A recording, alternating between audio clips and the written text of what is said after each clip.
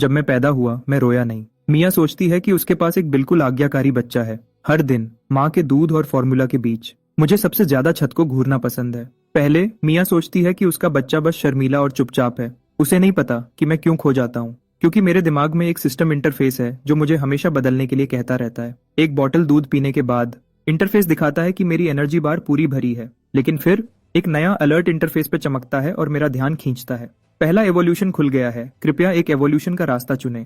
3 options दिखते हैं, सब ठीक लगते हैं और मैं सोचने लगता हूँ। ऑप्शन 1, तेजी से बढ़ना। ये बढ़ने की रफ्तार को 10% बढ़ाता है, लेकिन ये मुझे ज्यादा पसंद नहीं आता। ऑप्शन 2 और 3 दोनों बेसिक ताकत बढ़ाते हैं और तुरंत फैसला करना मुश्किल है। कौन सा मेरे लिए बेहतर है? सिर्फ उनके नाम से ही पता चलता है कि वे 2 अलग रास्तों पर ले जाते हैं। 3 पूरे सेकंड तक सोचने के बाद मैं अपनी पिछली जिंदगी के बारे में सोचता हूँ, जब मैं एक कंटेंट ब्लॉगर था, जहाँ फॉलोअर्स हमेशा नए पोस्ट्स मांगते रहते थे।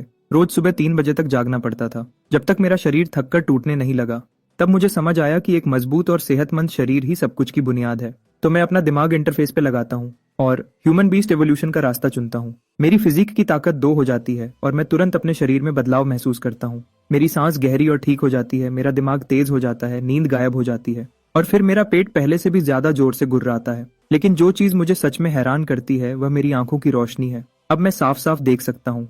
कमरे के उस पार एलसीडी स्क्रीन पर चल रही न्यूज।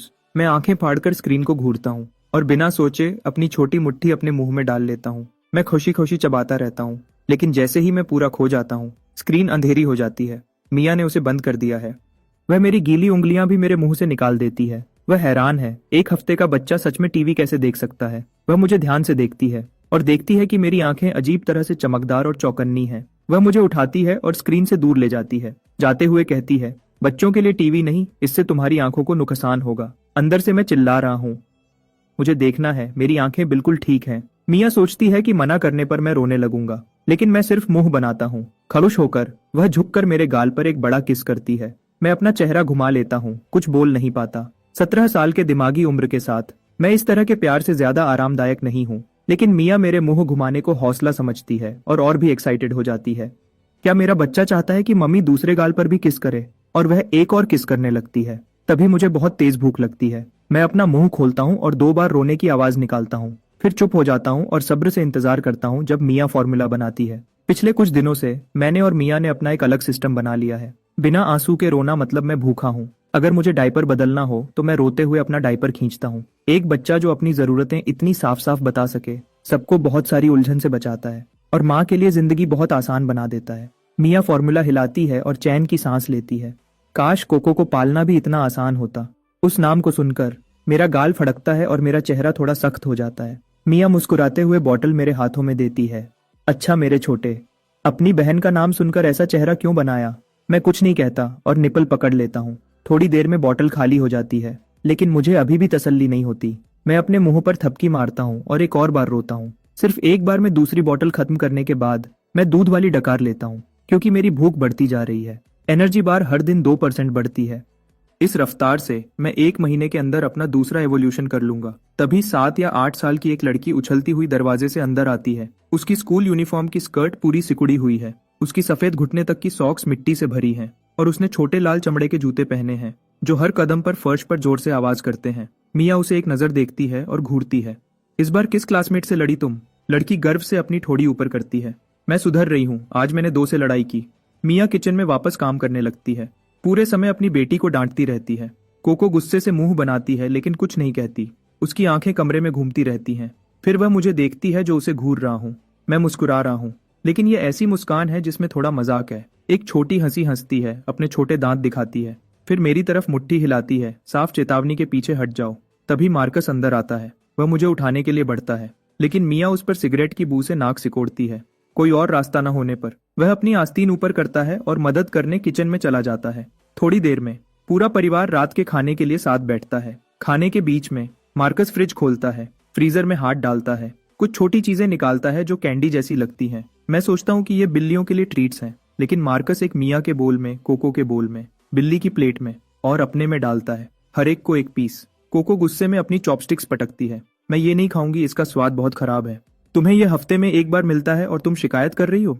क्या तुम्हें लगता है कि तुम इसके बिना वह लड़ाइयां जीत सकती हो? कोको एक पल के लिए रुक जाती है, मार्कस की बात सुनती है।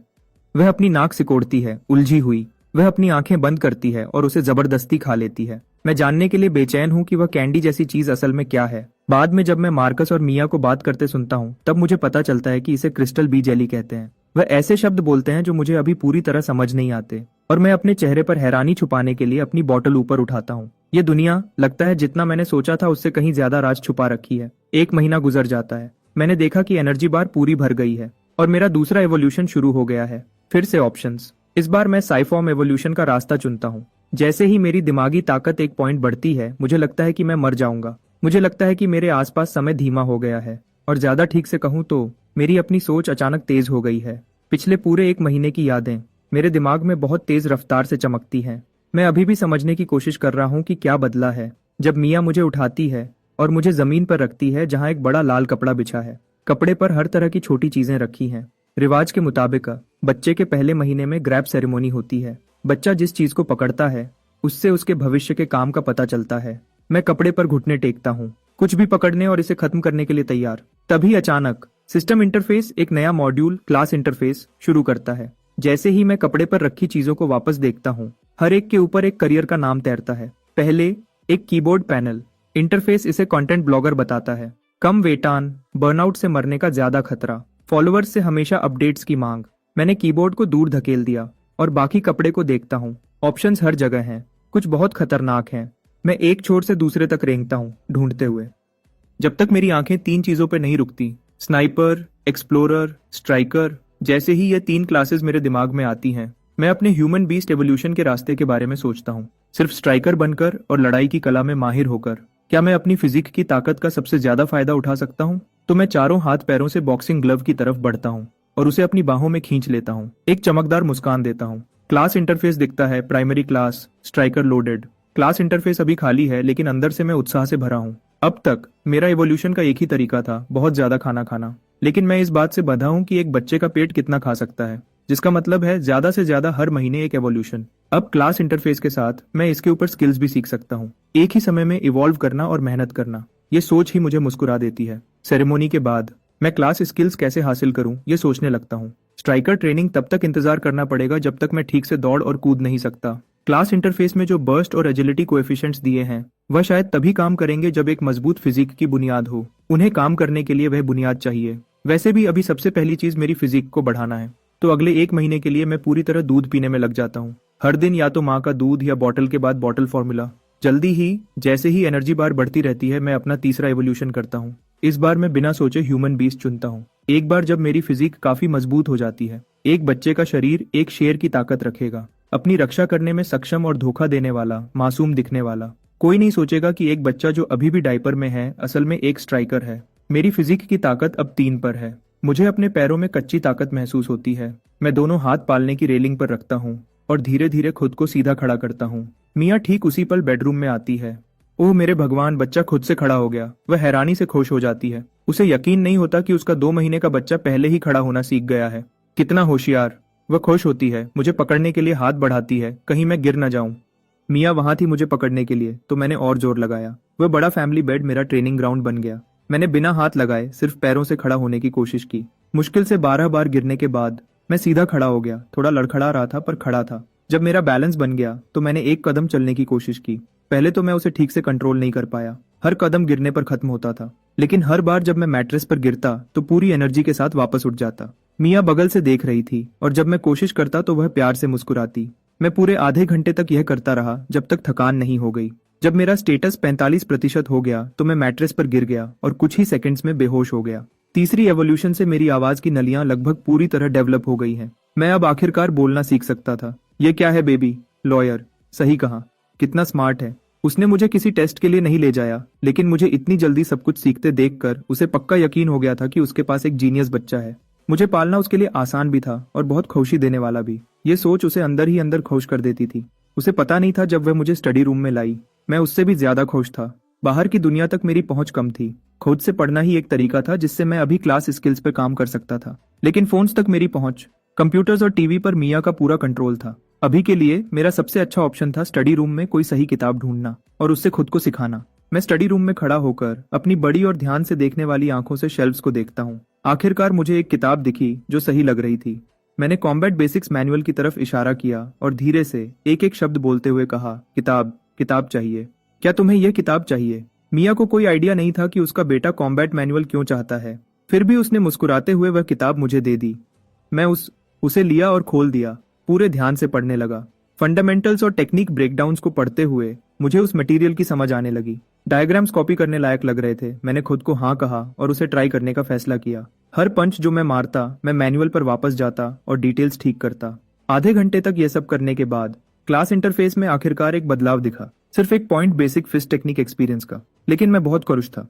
इससे कंफर्म हो गया कि खुद से सीखना काम करता है। मैं एक्साइटमेंट में पागल होकर पंचेस मारता रहा जब तक मेरा स्टेटस 35% नहीं हो गया। फिर सब कुछ अंधेरा हो गया और मैं बेड पर गिर गया। कुछ ही सेकंड्स में बेहोश हो गया। जब भूख ने मुझे वापस जगाया तो रात के 10 बज चुके थे। आज बहुत ज्यादा मेहनत करने के बाद मैंने दूध की 3 पूरी बॉटल्स पी ली। इससे पहले कि मैं आखिरकार एक संतुष्ट डकार लेता, पहले तो मियाँ मेरी इतनी ज्यादा भूख को एक अच्छा संकेत मानती थी। एक सेहतमंद बच्चा अच्छा खाता है। जब फॉर्मूला का एक टीन 2 दिन से भी कम में खत्म हो गया तो उसे घर के खर्चे की चिंता होने लगी। दोनों के पब्लिक स्कूल टीचर्स होने और अच्छी इनकम होने के बावजूद उन पर बोझ पड़ने लगा था। मैंने मियाँ को किचन में खुद से बड़बड़ाते हुए सुना। वह कह रही थी कि वह वापस स्कूल जाकर पढ़ाएगी ताकि एक्स्ट्रा क्लास आवर्स से ज्यादा पैसे कमा सके और फाइनेंशियल प्रेशर कम हो। मैंने ना समझने का नाटक किया, लेकिन अंदर ही अंदर मैं हिसाब लगा रहा था। जैसे जैसे मैं इवॉल्व होता जाऊंगा, मेरा खाना पीना और बढ़ता जाएगा। क्या होगा जब फैमिली मेरा खर्चा नहीं उठा पाएगी? मुझे और पैसे कमाने का कोई तरीका ढूंढना होगा। माना कि 3 महीने से कम के बच्चे के लिए घर के खर्चों के बारे में सोचना थोड़ा जल्दी है। मैं अभी इस बात को छोड़ देता हूँ। हो सकता है अगले महीने स्कूल जाने से कुछ आइडियाज मिल जाएं। अगली शाम पूरा परिवार डिनर के लिए इकट्ठा हुआ। मार्कस अच्छी खबर लाया। स्कूल ने उसे एडवांस्ड क्लास पढ़ाने के लिए ट्रांसफर कर दिया है। इस पोजीशन के साथ उसकी इनकम बहुत बढ़ जाएगी और उसके करियर के मौके भी। मार्कस ने टेबल पर एक बियर खोली और मुस्कुराते हुए पी। ये सच में सबके लिए अच्छी खबर थी। फिर मिया ने अनाउंस किया कि वह जल्दी स्कूल वापस जा रही है, घर पर फाइनेंशियल प्रेशर कम करने में मदद करने के लिए। मिया ने जो घर के खर्चों का रिकॉर्ड रखा था, उसे देखने के बाद मार्कस ने न चाहते हुए भी हाँ कर दी। फिर उसने कहा, मैं जियोलॉजिकल सर्वे ब्यूरो में भी एक एप्लीकेशन दूंगा। देखता हूँ अगर मैं इतना लकी हुआ कि मुझे एको रेल्म में जाने का एक और पास मिल जाए। एको रेल्म पास। यह दूसरी बार था जब मैंने यह शब्द सुने थे। 3 महीने के बच्चे की इंस्टिंक्ट्स के साथ मुझे लगा कि यह कोई बहुत खतरनाक जगह है। कोको उदास चेहरे के साथ बैठी थी, बड़ों की बातें चुपचाप सुन रही थी। उसकी समझ में आया कि उसका छोटा भाई बहुत ज्यादा खाता है और इसलिए उसे अब पॉकेट मनी नहीं मिलेगी। उसने अपना सर ऊपर किया और मुझे घूरा। इतना दूध पीने का क्या फायदा? तुम तो उसे पेशाब में निकाल देते हो। कभी पानी पीने के बारे में सुना है? मैं ना समझने का नाटक करता हूँ और उस पर सबसे खाली मुस्कान के साथ चमकता हूँ जो मैं दे सकता था। फिर मैंने अपने मुंह के कोने से लार पूछी, और तुम्हें उसकी बुराई करने की हिम्मत कैसे हुई? मिया ने कोको को गुस्से से देखा। तुम हर मील में सिर्फ मीट से अपनी प्लेट भर लेती हो। मैं तुम्हें कहती रहती हूँ कि सब्जियां भी खाओ और तुम कभी नहीं सुनती। मुझे ताकत के लिए मीट चाहिए। मैं 2 क्लासमेट्स को और कैसे हराऊंगा? एक पल के लिए पूरी टेबल पर शोर मच गया और किसी तरह इस शोर ने डिनर को और गर्म बना दिया। 1 हफ्ते तक बेसिक्स की प्रैक्टिस करने के बाद मुझे आखिरकार असली कॉम्बैट ट्रेनिंग का पहला स्वाद मिला। मेरा स्पारिंग पार्टनर फैमिली की बिल्ली पंपकिन थी। जब से मैंने ट्रेनिंग शुरू की थी, पंपकिन बगल से देख रही थी। हैरानी की बात है, जब से मेरी दूसरी एवोल्यूशन ने 1 पॉइंट इंटेलिजेंस का बढ़ाया था, मुझे लगता था कि मैं बिल्ली की मियाओं में क्या कह रही है वो समझ सकता हूँ। पंपकिन ने मुझे कुछ बार मियाओ किया। मैं पूरी तरह समझ गया कि वह स्पार करना चाहती है। मैं पोजीशन में आ गया। पंपकिन मेरे सामने सीधी खड़ी हो गई, मुझे घूरते हुए। एक लड़का, एक बिल्ली, साइज में एक जैसे, वजन में बराबर। मेरी आंखों में लड़ने का जज्बा जल रहा था। अगली सेकंड पंपकिन ने छलांग लगाई, सीधा मेरी तरफ आते हुए। मैं अपनी जगह पर खड़ा नहीं रह पाया और सीधा पीठ के बल गिर गया। पंपकिन मेरे ऊपर खड़ी थी। उसके दोनों अगले पंजे मेरी छाती पर दब रहे थे। हम एक दूसरे को घूर रहे थे। अजीब सा माहौल दोनों तरफ था। पंपकिन ने एक मियाओ की। ट्रांसलेशन, क्या तुम्हें सच में लगता है कि यह काम करेगा? क्या तुम खरुद को बचा भी सकते हो? मैंने कभी नहीं सोचा था कि एक स्ट्राइकर के रूप में मेरी पहली लड़ाई टोटल नॉकआउट में खत्म होगी। उसके बाद मैंने और भी ज्यादा ध्यान से ट्रेनिंग में खरुद को झोंक दिया, जब तक मेरी चौथी एवोल्यूशन ने मेरे फिजिक को फिर से बढ़ाया। मैं अब साफ हुक्स मार सकता था और सही फुटवर्क के साथ स्मूथ कॉम्बोज बना सकता था। मैंने स्किल पैनल को फिर से चेक किया। सिर्फ 6 महीने के बच्चे के लिए मैं सच में अपनी प्रोग्रेस से खुश था। इस रफ्तार से मैं 1 साल का होने से पहले लेवल 1 स्ट्राइकर बन जाऊंगा। अगर मैं आज फिस्ट टेक्निक EXP को 100 तक पहुंचा दूं, स्किल लेवल अप होने पर रिवॉर्ड्स मिलने चाहिए। मैं उसके लिए एक्साइटेड था। जिस पल मैंने बेसिक फिस्ट टेक्निक को लेवल 1 पर पहुंचाया, क्लास इंटरफेस पर तुरंत एक रिवॉर्ड नोटिफिकेशन आ गया। 3 फ्री एट्रीब्यूट पॉइंट्स। मैंने बिना सोचे समझे वह तीनों फिजिक में डाल दिए। बाहर से मैं अपनी उम्र के दूसरे बच्चों से थोड़ा ही लंबा दिखता था, लेकिन कपड़ों के नीचे मेरा शरीर सच में बना हुआ था। इतना खाने की वजह से मेरा बॉडी फैट थोड़ा ज्यादा था। और रोज की तेज ट्रेनिंग से भी सिक्स पैक नहीं बने थे, लेकिन मेरे अंदर जो एनर्जी थी उसमें पहले से ही एक इंसानी जानवर जैसा एहसास था। मैं अब दोनों एवोल्यूशन पाथ्स की प्रोग्रेस देख सकता था। 11.05 के फिजिक्स स्टैट के साथ मुझे लगा कि 30% तक पहुंचने से juvenile human beast stage unlock हो जाएगा। आज की एक्स्ट्रा ट्रेनिंग खत्म करने के बाद मैं चुपचाप स्टडी रूम के दरवाजे पर गया और मिया को ऑनलाइन क्लास पढ़ाते हुए सुना। वायदी वह एक क्लासिकल टेक्स्ट पढ़ा रही थी जिसका नाम पीच ब्लॉसम स्प्रिंग था। उसने टेक्स्ट को पढ़ना खत्म कर दिया था और अब उसके पीछे की कहानी बता रही थी।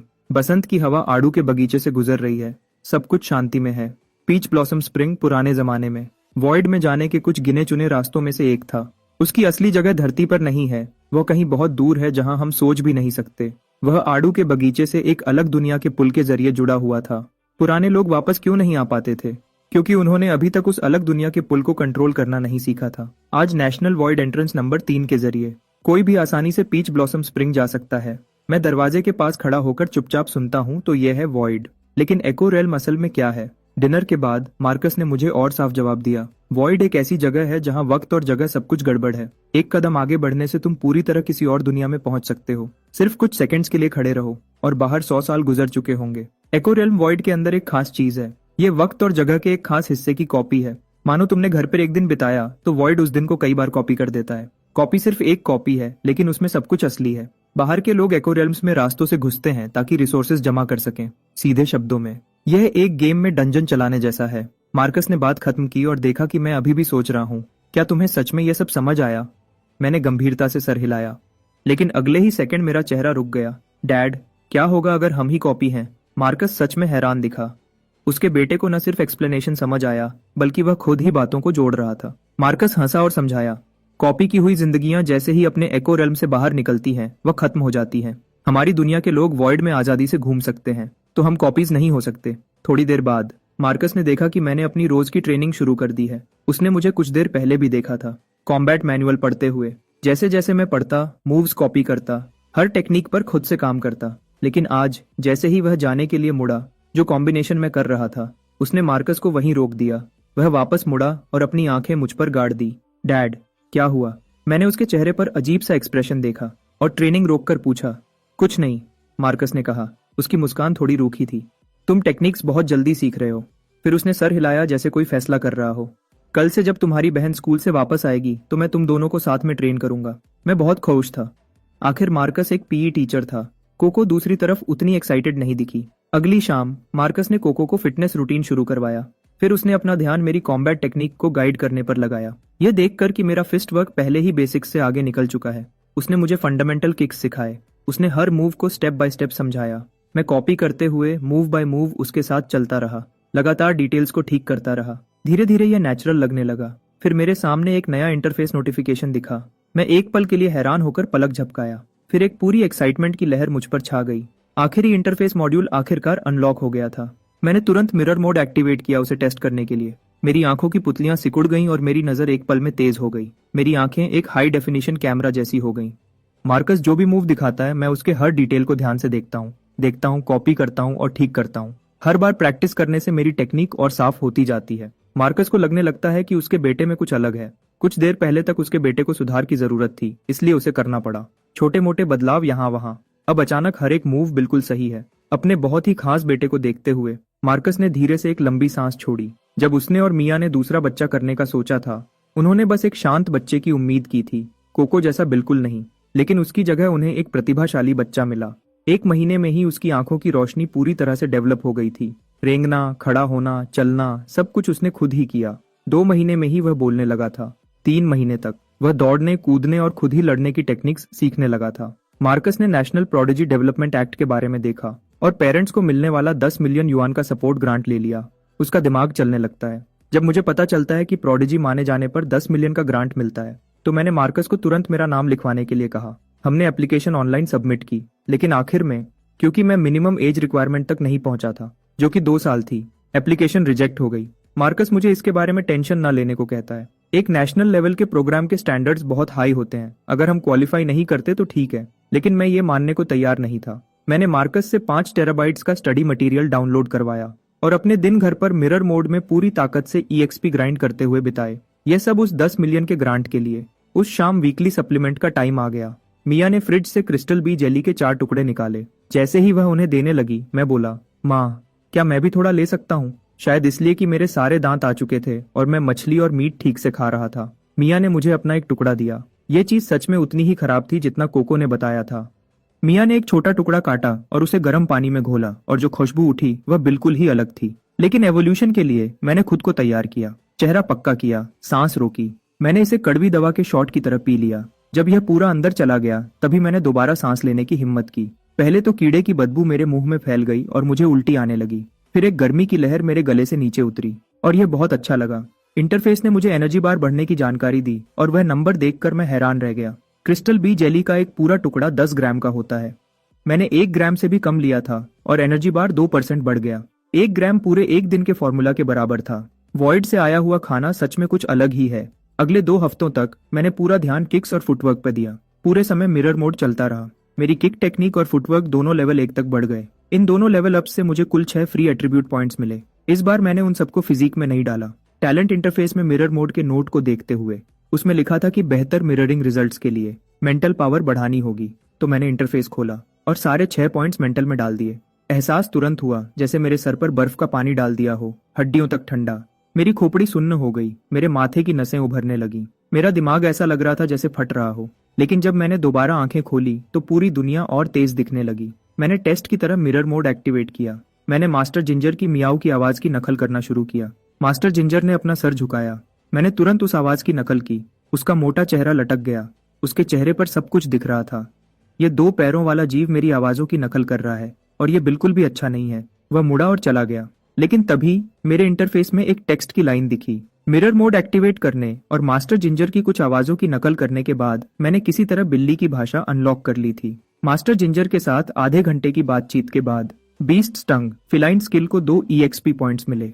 परेशानी ये है कि मास्टर जिंजर एक अच्छा टीचर नहीं है। वह बार बार वही कुछ फ्रेजेस दोहराता रहता है, बिल्कुल भी उत्साह के बिना। सोचता हूँ अगर मैं बेसिक PSI फॉर्म को पूरी तरह से इवॉल्व कर लूं तो क्या मुझे सीधे थॉट्स भेजने की एबिलिटी मिल जाएगी अपनी डेली ट्रेनिंग के साथ।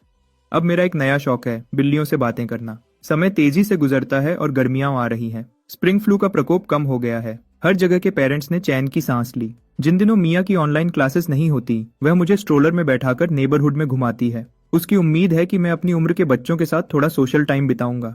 हर दिन घर पर बिल्लियों से बातें करने की बजाय वह अब चिंता करने लगी है। मैं स्ट्रोलर में बैठा हूँ और चुपचाप दूसरे बच्चों को उनके स्ट्रोलर्स में देखता हूँ। तभी एक छोटी लड़की अचानक रोने लगती है। एक लड़का भी उसके पीछे उतनी ही जोर से रोने लगता है। जो भी वजह हो, मुझे वह बहुत शोर शराबा करने वाले लगते हैं।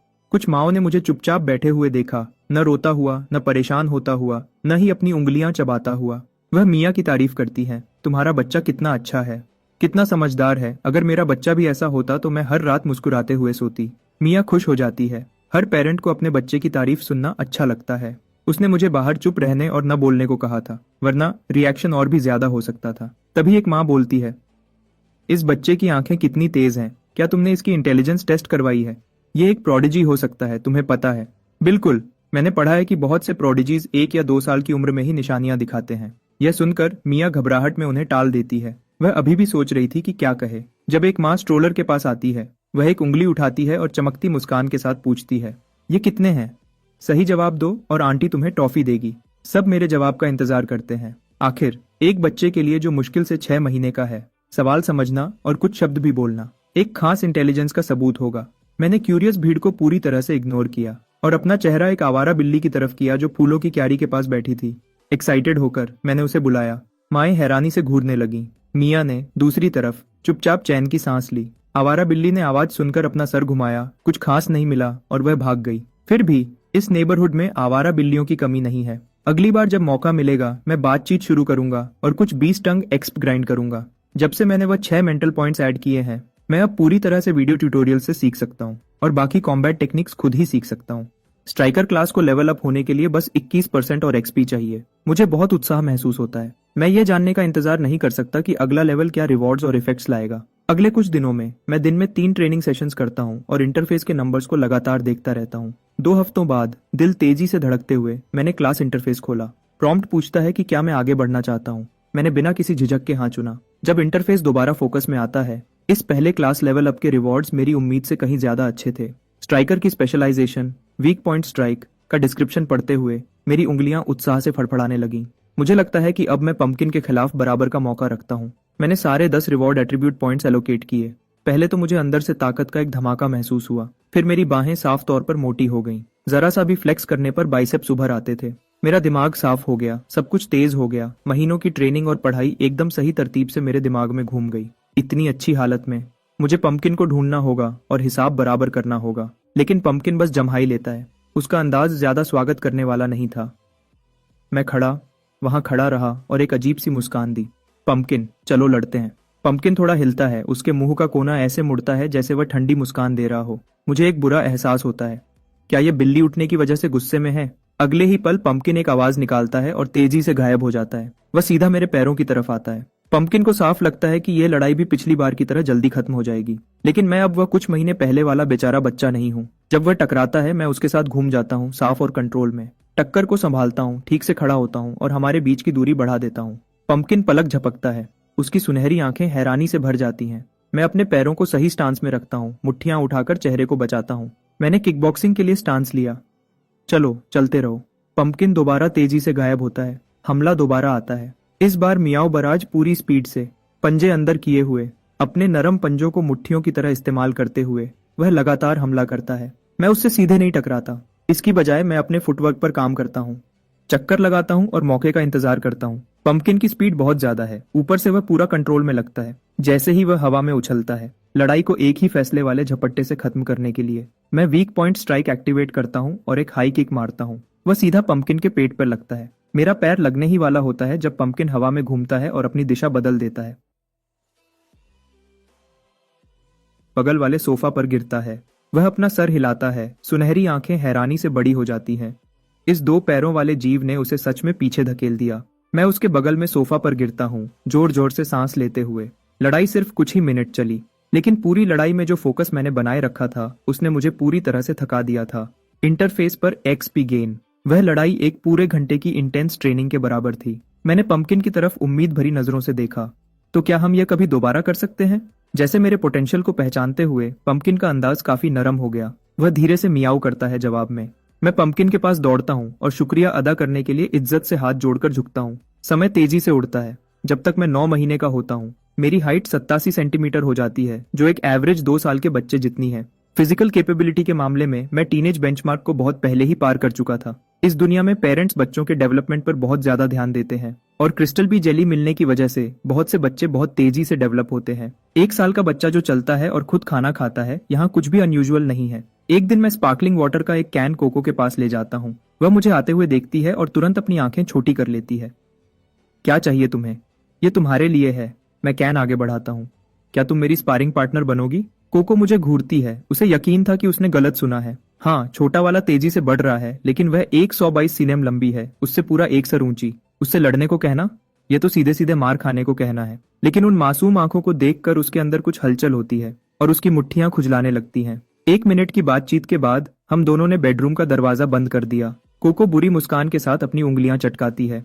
हमने डिसाइड किया था, अगर मैंने तुम्हें चोट पहुंचाई तो रोना नहीं और माँ को बिल्कुल नहीं बताना। समझ गया। मैं एक शब्द भी नहीं कहूंगा। मैं अपने बाएं पैर से धक्का देता हूं और हमला करता हूं।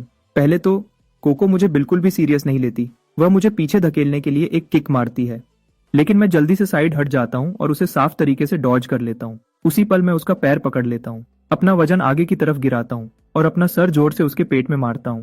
ऊफ! कोको अपना बैलेंस खो देती है और बेड पर गिर जाती है। वह जल्दी से वापस खड़ी होती है और बड़ी आंखों से मुझे घूरती है। गिरने से ज्यादा चोट नहीं लगी थी, लेकिन उसके दिमाग को लगा झटका बहुत बड़ा था। नामुमकिन, बिल्कुल नामुमकिन। ये बच्चा अभी पूरा 1 साल का भी नहीं हुआ है ना? वह सोचने लगती है कि कोई सही वजह ढूंढे। उसे जल्दी ही समझ आता है, माँ उसे सिर्फ हॉस्पिटल से घर लाई थी। किसी ने भी उसके जन्म को सच में नहीं देखा था। सिर्फ एक ही नतीजा निकलता है। वह घूमती है, बेडरूम से बाहर निकलती है और पूरी आवाज में चिल्लाती है, माँ, तुम्हें धोखा दिया गया है। यह तुम्हारा असली बेटा नहीं है। लिविंग रूम में कोको मिया को ढूंढते हुए इधर उधर दौड़ती है, पूरे समय चिल्लाती रहती है, माँ माँ, तुम्हें धोखा दिया गया है, ये तुम्हारा नहीं है। यह एक एलियन जीव है जो धरती को तबाह करने आया है। मैं दरवाजे पर चमकती मुस्कान के साथ खड़ा हूँ, जो कुछ हो रहा था उसका पूरा मजा ले रहा था। और जैसा कि उम्मीद थी, 5 मिनट बाद मिया अपनी ऑनलाइन क्लास खत्म करती है। सबसे पहले वह कोको का कान पकड़ती है और उसे खूब डांट लगाती है। अगर तुमने दोबारा ऐसा शोर मचाया और मेरी क्लास में खलल डाला तो डिनर में तुम्हें मीट नहीं मिलेगा। कोको अपना कान रगड़ती है, आंखें दुख और गुस्से से भरी हुई। माँ भी फिल्मों के उन साइड कैरेक्टर्स जैसी बन जाएगी जो हीरो पर कभी यकीन नहीं करते और आखिर में एलियन क्रीचर उन्हें खा जाता है। जब मिया को समझ आता है कि असल में क्या हुआ था, वह मार्कस को उसके वापस आते ही बताती है और इस तरह कोको और मेरी दूसरी राउंड की लड़ाई होती है। इस बार कोको अपनी पूरी ताकत से मुझ पर हमला करती है, उस एलियन क्रीचर को बेनकाब करने के लिए जो उसके सामने खड़ा था। मैं शांत रहता हूँ, हर मूव को पढ़ता हूँ और साफ तरीके से जवाब देता हूँ। उसकी टेक्निक में कमियां ढूंढता हूँ। इस तरह की हाई इंटेंसिटी स्पारिंग से एक्सपी बहुत तेजी से बढ़ता है और 5 टेराबाइट्स का स्टडी मटेरियल अब्सॉर्ब करने के बाद मैं अब खुद को संभाल सकता हूँ, एक अनुभवी स्ट्राइकर की तरह। बचना, रोकना, जवाब देना, यहाँ तक कि ओपोनेंट का रिदम तोड़ना, ये सब अब मेरी आदत बन चुका है। कोको दूसरी तरफ कुछ सालों से कॉम्बैट में ट्रेनिंग ले रही थी, लेकिन उसकी गहराई से पढ़ाई न करने की इच्छा ने उसकी टेक्निक को कच्चा छोड़ दिया था। जैसे ही मैंने उसे एक किक में ज्यादा आगे बढ़ते और खुद को खुला छोड़ते देखा, मैं नीचे से तेजी से अंदर घुसता हूँ और एक साफ लेग स्वीप टेक डाउन करता हूँ, उसके पीछे वीक पॉइंट स्ट्राइक बोनस के साथ। कारपेट भी उसे नहीं बचा पाता। कोको दर्द से कराहते हुए जमीन पर गिर जाती है। वह वहां हांफते हुए लेटी रहती है, छत को खाली नजरों से घूरती है। यह खत्म हो गया। वह सांस लेती है। एलियन क्रीचर धरती पर कब्जा करने वाला है। मेरी सुधार की स्पीड मार्कस की उम्मीदों से एक बार फिर आगे निकल जाती है। लगता है मैं प्रोडिजी सिलेक्शन प्रोग्राम के लिए क्वालिफाई करने के बहुत करीब हूँ। मार्कस सेलिब्रेट करने के लिए 2 एक्स्ट्रा डिशेस बनाता है, हम दोनों को अच्छा बूस्ट देने की उम्मीद में। अगले 2 महीने की गर्मियों की छुट्टियों के लिए gold medal sparring partner Coco officially duty पर आ जाती है। उसका एक ही मकसद है, मुझे हराना और मेरा असली एलियन रूप सबके सामने लाना। मैं उसके हर चैलेंज का स्वागत करता हूँ, क्योंकि मिरर मोड में लड़ने से एक्सपी इतनी तेजी से बढ़ता है कि कोई और चीज उसकी बराबरी नहीं कर सकती। समय निकलता जाता है, अक्टूबर आता है और उसके साथ मेरे दोबारा जन्म के बाद मेरा पहला बर्थडे। मार्कस और मिया टेबल पर ताली बजाते हैं और हैप्पी बर्थडे गाते हैं। मिया कोको का कान थोड़ा सा खींचती है और वह भी आधे दिल से गुनगुनाती हुई शामिल हो जाती है। मैं अपनी कुर्सी पर अपनी बोतल पकड़े बैठा हूँ, उसे ऐसे उठाता हूँ जैसे टोस्ट कर रहा हूँ और एक ही बार में पी जाता हूँ। मैं अपनी आंखें बंद करता हूँ, एक विश मांगता हूँ और एक ही सांस में सारी मोमबत्तियां बुझा देता हूँ। गिफ्ट्स के लिए कोको अपनी पॉकेट मनी से एलियन 5 मूवी की आर्ट बुक खरीदती है और उसे मेरी तरफ सरका देती है। वह एलियन बेस की तरफ इशारा करती है और आमतौर पर पूछती है, घर पर वह मांस खाने वाले फूल खिल रहे हैं, क्या तुम वापस जाकर देखोगे नहीं? फिर मार्कस की बारी आती है। वह मुझे एक छोटी नीली बोतल देता है। यह कमर्शियल्स में दिखने वाले कैल्शियम सप्लीमेंट ड्रिंक्स जैसा लगता है, लेकिन जब मैं लेबल देखता हूँ उस पर लिखा था ग्रेड एक एसेंस टॉनिक। मार्कस मुस्कुराता है, इसे सीधा पियो, ये क्रिस्टल बी जेली से बेहतर अब्सॉर्ब होता है। मैं सबको शुक्रिया कहता हूँ और टॉनिक को एक ही बार में पी जाता हूँ।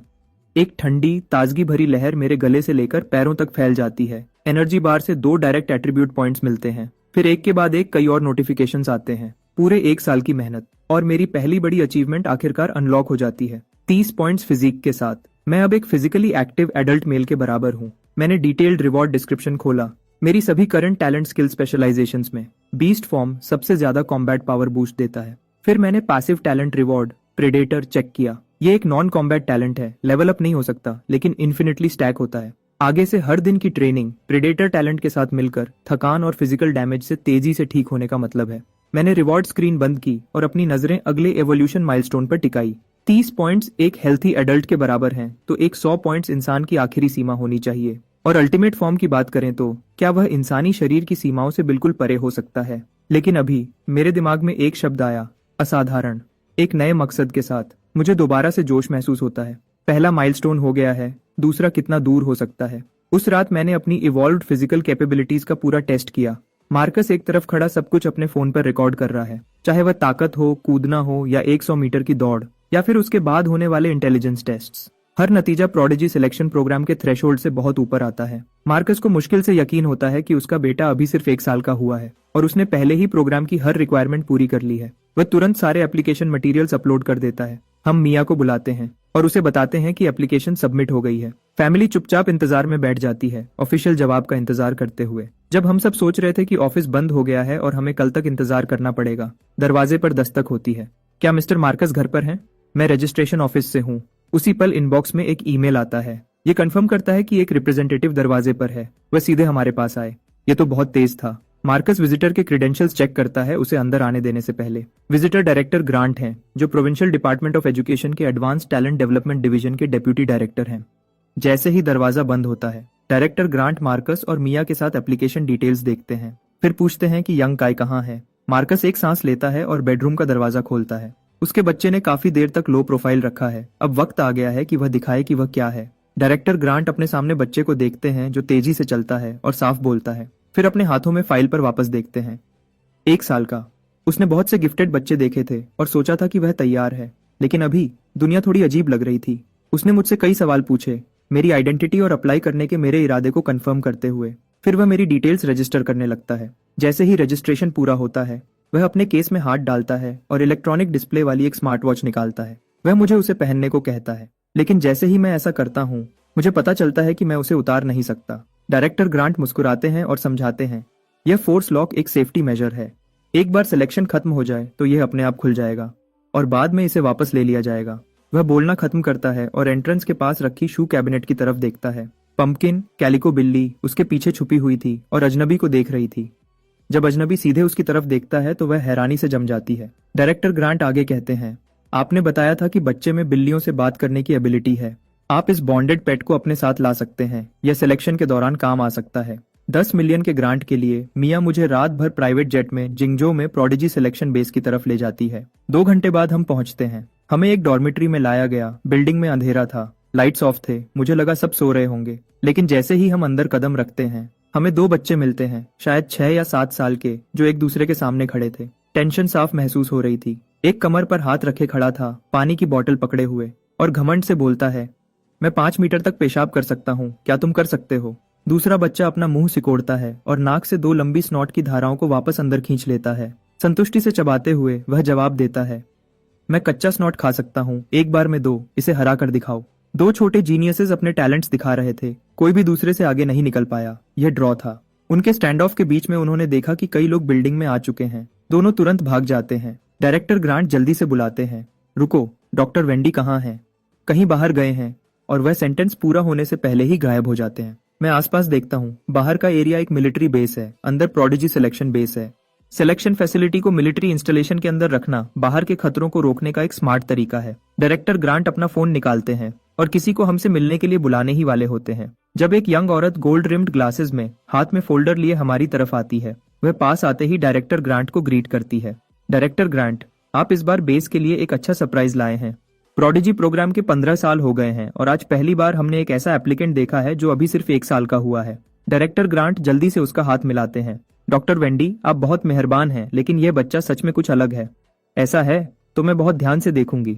डॉक्टर वेंडी की नजर मुझ पर पड़ती है। मैं ऊपर देखता हूँ और उसके कोट पर नेम टैग पढ़ता हूँ, doctor Wendy institute for extraordinary trades.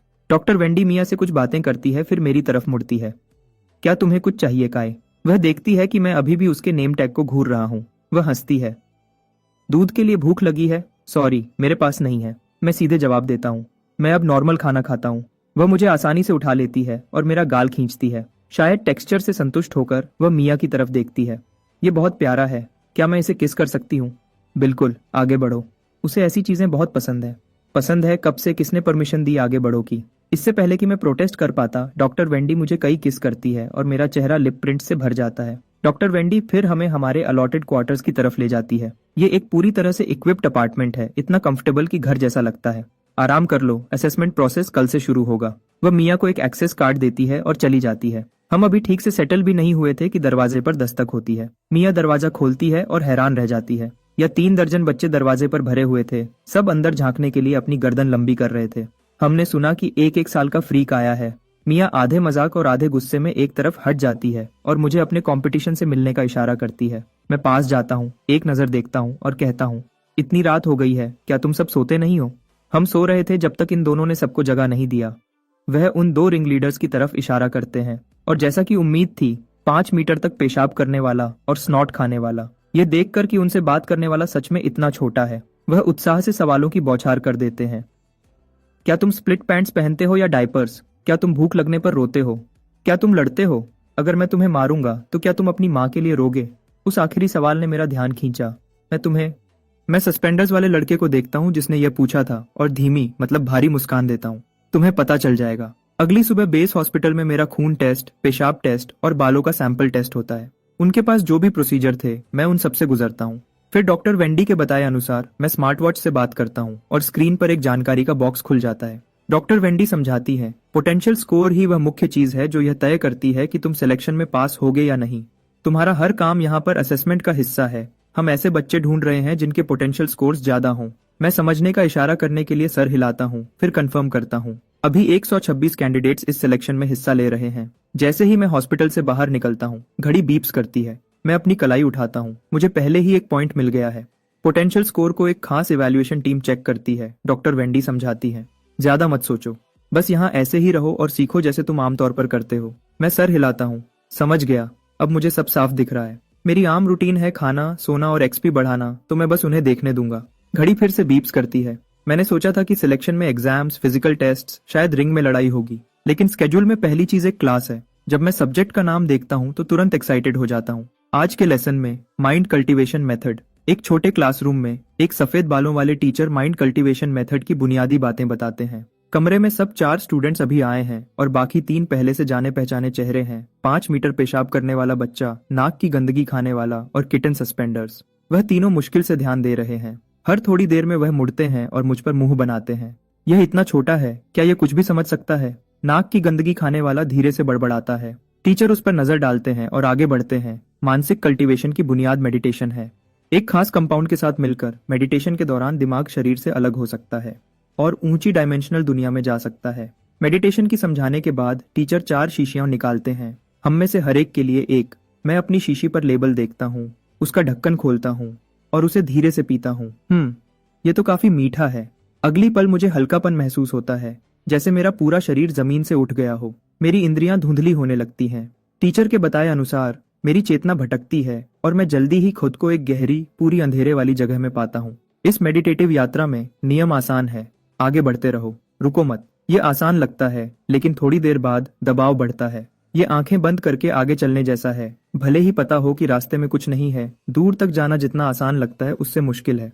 तुम सिर्फ इतनी दूर तक जा सकते हो जब तक आंखें खोलने की इच्छा असहनीय न हो जाए। लेकिन अभी मैं गहरी मेडिटेशन में हूँ और मैं सिर्फ महसूस करके आगे बढ़ सकता हूँ। 8 मिनट में 5 मीटर पेशाब करने वाला बच्चा और नाक की गंदगी खाने वाला पसीने से भीग जाते हैं और तेज सांस लेते हैं। वह मेडिटेशन से बाहर आ जाते हैं। किटन सस्पेंडर्स थोड़ी देर और टिकता है। 10 मिनट बाद वह अपनी आंखें खोलता है। वह थकी हुई लेकिन जीत की मुस्कान के साथ दूसरे 2 को देखता है। फिर वह तीनों मेरी तरफ देखने लगते हैं। उनके चेहरे पर हैरानी आ जाती है। क्या यह छोटा बच्चा सच में उनसे ज्यादा मानसिक ताकत रख सकता है? वह तीनों अजीब चेहरे बनाकर क्लासरूम से बाहर निकल जाते हैं। जैसे ही वह बाहर आते हैं, खुद को रोक नहीं पाते। थोड़ी देर में बच्चों का एक झुंड एक एक करके दौड़ता हुआ आता है, क्लासरूम की खिड़की के बाहर खुद को दबाते हुए। ऐसा नहीं हो सकता कि वह सो गया हो, है ना? हाँ ठीक है। क्या तुम्हें सच में लगता है कि कोई उस फोकस सीरम को पीने के बाद सो सकता है? हाँ ठीक है, मैं अपनी ही टांग क्यों खींचूंगा? जबकि वह बाहर बातें कर रहे होते हैं, मैं क्लासरूम के अंदर धीरे से अपनी आंखें खोलता हूँ। मैं अपनी घड़ी चेक करता हूँ। सिर्फ 14 मिनट गुजरे हैं। फिर भी किसी तरह ऐसा लगता है जैसे मैंने पूरे 3 दिन और रातें जी ली हों। मैं एक धीमी सांस छोड़ता हूँ और अपना स्टैट पैनल खोलता हूँ। जैसे ही मैं नंबर्स देखता हूँ, मेरा मूड ठीक हो जाता है। ये पहली बार है जब मेरे मानसिक स्टैट्स असली ट्रेनिंग से बढ़े हैं। लगता है इस जगह आना सही फैसला था। एकेडमी में आने के बाद से मैंने जल्दी से खत्म कर लिया है अपने पहले राउंड के लेसन्स। आगे आने वाले कोर्सेज के नाम देखते हुए मुझे उत्साह महसूस होता है। जब से मैं पैदा हुआ हूँ, मेरे मानसिक स्टैट्स सिर्फ पैनल रिवॉर्ड पॉइंट्स से ही बढ़े हैं। मैंने कभी सोचा नहीं था कि दिमाग को ट्रेन करने के लिए असली टेक्निक्स भी होती हैं। जैसे ही मैं एक सेशन खत्म करता हूँ और फिर से जाने की तैयारी करता हूँ, प्रोफेसर जो मुझे रोकने के लिए अंदर आते हैं। क्लास के बाद मैं अपनी घड़ी की स्क्रीन पर जानकारी देखता हूँ। मैं खुद से बड़बड़ाता हूँ, क्या पोटेंशियल पॉइंट्स जमा करना सच में इतना आसान है? लेकिन जो मुझे अभी तक नहीं पता वह यह है कि इस मानसिक ट्रेनिंग सेशन में सिर्फ दोनों ने भी एक पॉइंट कमाया। स्क्वर्ट और बुगर को कुछ भी नहीं मिला। दूसरी क्लास में प्रोफेसर जो समझाते हैं कि मेडिटेशन ट्रेनिंग आगे बढ़ने पर क्या होता है। तुम्हारा दिमाग जितना मजबूत होगा, डायमेंशनल लॉ को छूने का तुम्हारा मौका उतना ही ज्यादा होगा। समझाने में आसान बनाने के लिए वह एक खाली कागज पर 2 पॉइंट्स ए और बी बनाते हैं। सब जानते हैं कि 2 पॉइंट्स के बीच सबसे छोटा रास्ता एक सीधी लाइन होती है। लेकिन क्या होता है जब तुम एक ऊंची डायमेंशन में जाते हो? वह कागज को आधा मोड़ते हैं, ए और बी को एक साथ लाते हुए। एक आम आदमी को ए से बी तक जाने के लिए 10 सेंटीमीटर चलना पड़ता है, वह कहते हैं। लेकिन एक अवेकेंड जो डायमेंशनल लॉ को कंट्रोल करता है, वह पल भर में पहुंच सकता है। हम इस शक्ति को डायमेंशनल शिफ्ट कहते हैं। जब सुबह की क्लासेस खत्म होती है, मेरा सर घूम रहा होता है। सिर्फ 2 लेसन्स और दुनिया को देखने का मेरा पूरा नजरिया बदल गया है। ये सच में एक कमाल की दुनिया है। लंच फेस स्कैन से फ्री है। गोश्त भरने के बाद मैंने कैफेटेरिया वाली लेडी से कहा कि मुझे हनी वर्म जेल के 2 टुकड़े काट दे। जब स्क्वर्ट सुनता है कि मैं ये चीज हर दिन खाता हूँ, उसकी आंखें हैरानी से बड़ी हो जाती हैं। क्या तुम खराब हो गए हो या कुछ और? तुम ये हर दिन कैसे खा सकते हो? वह देखता है जब मैं जेल को पानी में मिलाता हूँ। हवा में एक तेज तीखी गंध फैल जाती है। स्क्वर्ट, जो मेरे बिल्कुल सामने बैठा है, लगभग उल्टी कर देता है। आदत पड़ जाती है, मैं कहता हूँ, बिल्कुल बेपरवाह। मैं उसे हिलाता हूँ और पूरा एक ही बार में पी जाता हूँ। मेरी शांत प्रतिक्रिया सबको हैरान कर देती है। कोई नहीं मानता कि 1 साल का बच्चा यह सब संभाल सकता है। तो वह मेरी नकल करते हैं, एक घूंट, और वह सब बिना किसी एक्सेप्शन के उल्टी कर देते हैं। लंच के बाद मैं डॉम वापस जाता हूँ और अपनी घड़ी की स्क्रीन चेक करता हूँ। सिटी पेपा नाम के एक कैंडिडेट ने डेली एवरेज स्कोर का लीडर बोर्ड बनाया है। 98 कैंडिडेट्स रैंक्ड हैं। आधे दिन में 5 पॉइंट्स कमाने के साथ मेरा रैंक 45वां है। टॉप स्पॉट वन पंच का है, जिसका डेली एवरेज 11.7 है। उस दोपहर एक बस सबको ट्रेनिंग हॉल ले जाती है। जैसे ही मैं खुला मैदान और सारे इक्विपमेंट देखता हूँ, मेरी आंखें चमक उठती हैं और मेरा खून तेज हो जाता है। जब मुझे पता चलता है कि ट्रेनिंग की अवधि और तीव्रता पूरी तरह मुझ पर है, मैं सीधा मार्शल आर्ट्स हॉल में अनआर्म्ड कॉम्बैट जोन की तरफ जाता हूँ। मैं अपने आसपास की फुसफुसाहट को इग्नोर करता हूँ और पूरी तरह कोच हॉक जो सिखा रहे हैं उस पर ध्यान देता हूँ। मैं खड़ा भी हो जाता हूँ, मिरर मोड एक्टिवेट करता हूँ और उसकी टेक्निक्स को तुरंत कॉपी करता हूँ। कोच हॉक ने इस सेक्शन को खत्म करके बच्चों को आगे बढ़ाने का प्लान बनाया था, लेकिन आधे रास्ते में वह बिल्कुल रुक जाते हैं। वह बड़ी हैरानी भरी आंखों से मुझे घूरते हैं। मेरी काउंटरिंग टेक्निक साफ है, रिदम स्मूथ है, साफ तौर पर पहले ही एक बिगिनर के लेवल पर है। कोच हॉक लेसन खत्म करते हैं, फिर तुरंत पूछते हैं, तुम कितने साल के हो? तुम कितने समय से संडा की ट्रेनिंग कर रहे हो? अभी 1 साल का हुआ हूँ। सांडा की ट्रेनिंग कुछ महीने से कर रहा हूँ शायद। मेरे बगल वाला एक बच्चा हैरान होकर सांस नहीं रोक पाता। मैंने 1 साल का होने से पहले संडा शुरू की थी। क्या मैं पागल हो रहा हूँ या दुनिया? मैं शर्माते हुए मुस्कुराता हूँ। हाँ, जब तुम नए पैदा हुए हो तो ज्यादा कुछ करने को नहीं होता, बस कुछ चाहिए था जो मुझे बिजी रखे। जब कोच हॉक को पता चलता है कि मैं लगभग पूरी तरह से खुद से सीखा हूँ और कुछ ही महीनों में इस लेवल तक पहुंच गया हूँ, तो वह एक नेम कार्ड निकालते हैं और मुझे देते हैं। वह मुझे अपना वचन देते हैं, चाहे तुम सिलेक्शन पास करो या नहीं। अगर तुम कभी फाइटर बनने का सोचो तो कभी भी मुझसे मिलना। ट्रेनिंग के 20 मिनट बाद ब्रेक के दौरान बाथरूम में चला जाता हूँ, लेकिन यूरिनल के सामने खड़े होकर मुझे एक दुख भरी बात पता चलती है। वह बहुत ज्यादा ऊंचा है, मैं बस उस तक पहुंच नहीं सकता। इसी बीच स्क्वर्ट बीच रास्ते में खड़ा है और अपने बगल वाले बच्चे से एक सवाल पूछता है। शर्त लगाओ, मैं यहाँ से उस स्टॉल के अंदर तक मार सकता हूँ। कोई जवाब दे उससे पहले वह अपनी जिप खोलता है। एक तेज सिसकारी छपाक की आवाज से ऐसा लगता है कि वह सच में ड्रेन तक पहुंच गया। स्क्वर्ट अपना छोटा हाथ झटकता है जब वह कर चुका होता है। यह मेरा गिफ्ट है, पूरे जोंगजो में हराया नहीं जा सकता। क्योंकि यहाँ ज्यादातर बच्चे छोटे हैं और उनकी ताकत कम है, वह थोड़ी देर बाद ही आराम करते हैं। लेकिन मैं एक प्रोफेशनल कोच के साथ हर पल का फायदा उठाता हूँ। कोच हॉक सब्र वाले हैं, मेरी टेक्निक की गलतियां बताते हैं। मैं मौका लेता हूं और सारे बुनियादी चीजें दोहराता हूं। जब ट्रेनिंग खत्म होती है, मैं अपना क्लास पैनल चेक करता हूं। सुधार की रफ्तार मुझे संतुष्ट करती है। जैसे ही अनआर्म्ड कॉम्बैट सेशंस खत्म होने लगती हैं, सब हॉल के बीच में इकट्ठे होते हैं। स्पारिंग राउंड्स आखिरकार शुरू होने वाले हैं। कई कोचेज रिंग के किनारे सुरक्षा मॉनिटर के रूप में खड़े हैं। एक बार नियम बताए जाने के बाद अलग अलग स्टाइल्स के फाइटर्स प्लेटफॉर्म पर असली तीव्रता के साथ टकराते हैं। इतने सारे अलग अलग स्टाइल्स के फाइटर्स को पहली बार लड़ते हुए देखकर मुझे लगता है कि हर नजर के साथ मैं कुछ सीख रहा हूँ। मिरर मोड एक्टिव होने के साथ जब भी मुझे कोई अच्छा मूव दिखता है, मैं उसे तुरंत सीख लेता हूँ। मिरर मोड में मेरी सीखने की रफ्तार कमाल की है। मेरा क्लास पैनल नए नंबर्स के साथ अपडेट होता रहता है। प्लेटफॉर्म पर कई राउंड्स के बाद हर स्टैंड अप बॉक्सर नीचे गिरा हुआ है। तुम सब बेकार हो, अब मैं तुम्हें दिखाता हूँ कि यह कैसे करते हैं। स्क्वाड बॉक्सिंग की पोजीशन लेता है और प्लेटफॉर्म पर कदम रखता है। रेसलर को बुलाता है। रेसलर मुस्कुराता है और हमला करता है। स्क्वाड फासला कम करता है, कमर से मुड़ता है, अपने कूल्हे आगे करता है और अपनी पीठ को घुमाता है। रेसलर को प्लेटफॉर्म से साफ उड़ा देता है। स्क्वाड अपनी छोटी कमर थपथपाता है और मुस्कुराता है। हाँ, मैं हवा में 5 मीटर तक मार सकता हूँ। क्या तुम्हें सच में लगता है कि मैं पास से लड़ने से डरता हूँ? पूरा हॉल शांत हो जाता है, मेरा मुंह हिलता है। हर कोई जो एकेडमी में आया है उसके पास कुछ खास है। मैं सोचता हूँ कि क्या मुझे स्टैंड अप स्ट्राइकिंग सीखनी चाहिए। सोचने के बाद मैं संडा के साथ रहने का फैसला करता हूँ, लेकिन मुझे कुछ रेसलिंग टेक्निक्स भी सीखनी चाहिए अपने ग्राउंड गेम को बेहतर बनाने के लिए। मैंने काफी देर तक देख लिया है, अब मेरी बारी है। यह सोचकर मैं खड़ा होता हूँ और प्लेटफॉर्म पर चलता हूँ। जैसे ही मैं ऊपर कदम रखता हूँ, खामोशी छा जाती है। कोई आगे नहीं आना चाहता। एक लंबे इंतजार के बाद उनके चेहरों के भाव पढ़कर मैं समझ जाता हूँ कि क्यों। एक पल सोचने के बाद मैं मुस्कुराता हूँ और कहता हूँ, कोई है जो मेरे साथ 3 मूव्स का बदला बदली करना चाहे? आओ देखो कि क्या मैं टिक भी पाता हूँ। इसे मुझ पर एक एहसान समझना, मैं शुक्रगुजार रहूंगा। एक रिएक्शन मिलता है। 3 मूव्स कोई बड़ी तबाही नहीं होनी चाहिए, और एक छोटे मॉन्स्टर की मदद करने का मतलब है उसके साथ कुछ कनेक्शन बनाना। बुरा डील नहीं है, मैं जाऊंगा। एक बजकट वाला लड़का खड़ा होता है। वह स्पार शुरू करने का इशारा करता है। पहले मूव में मैं हमला करता हूँ।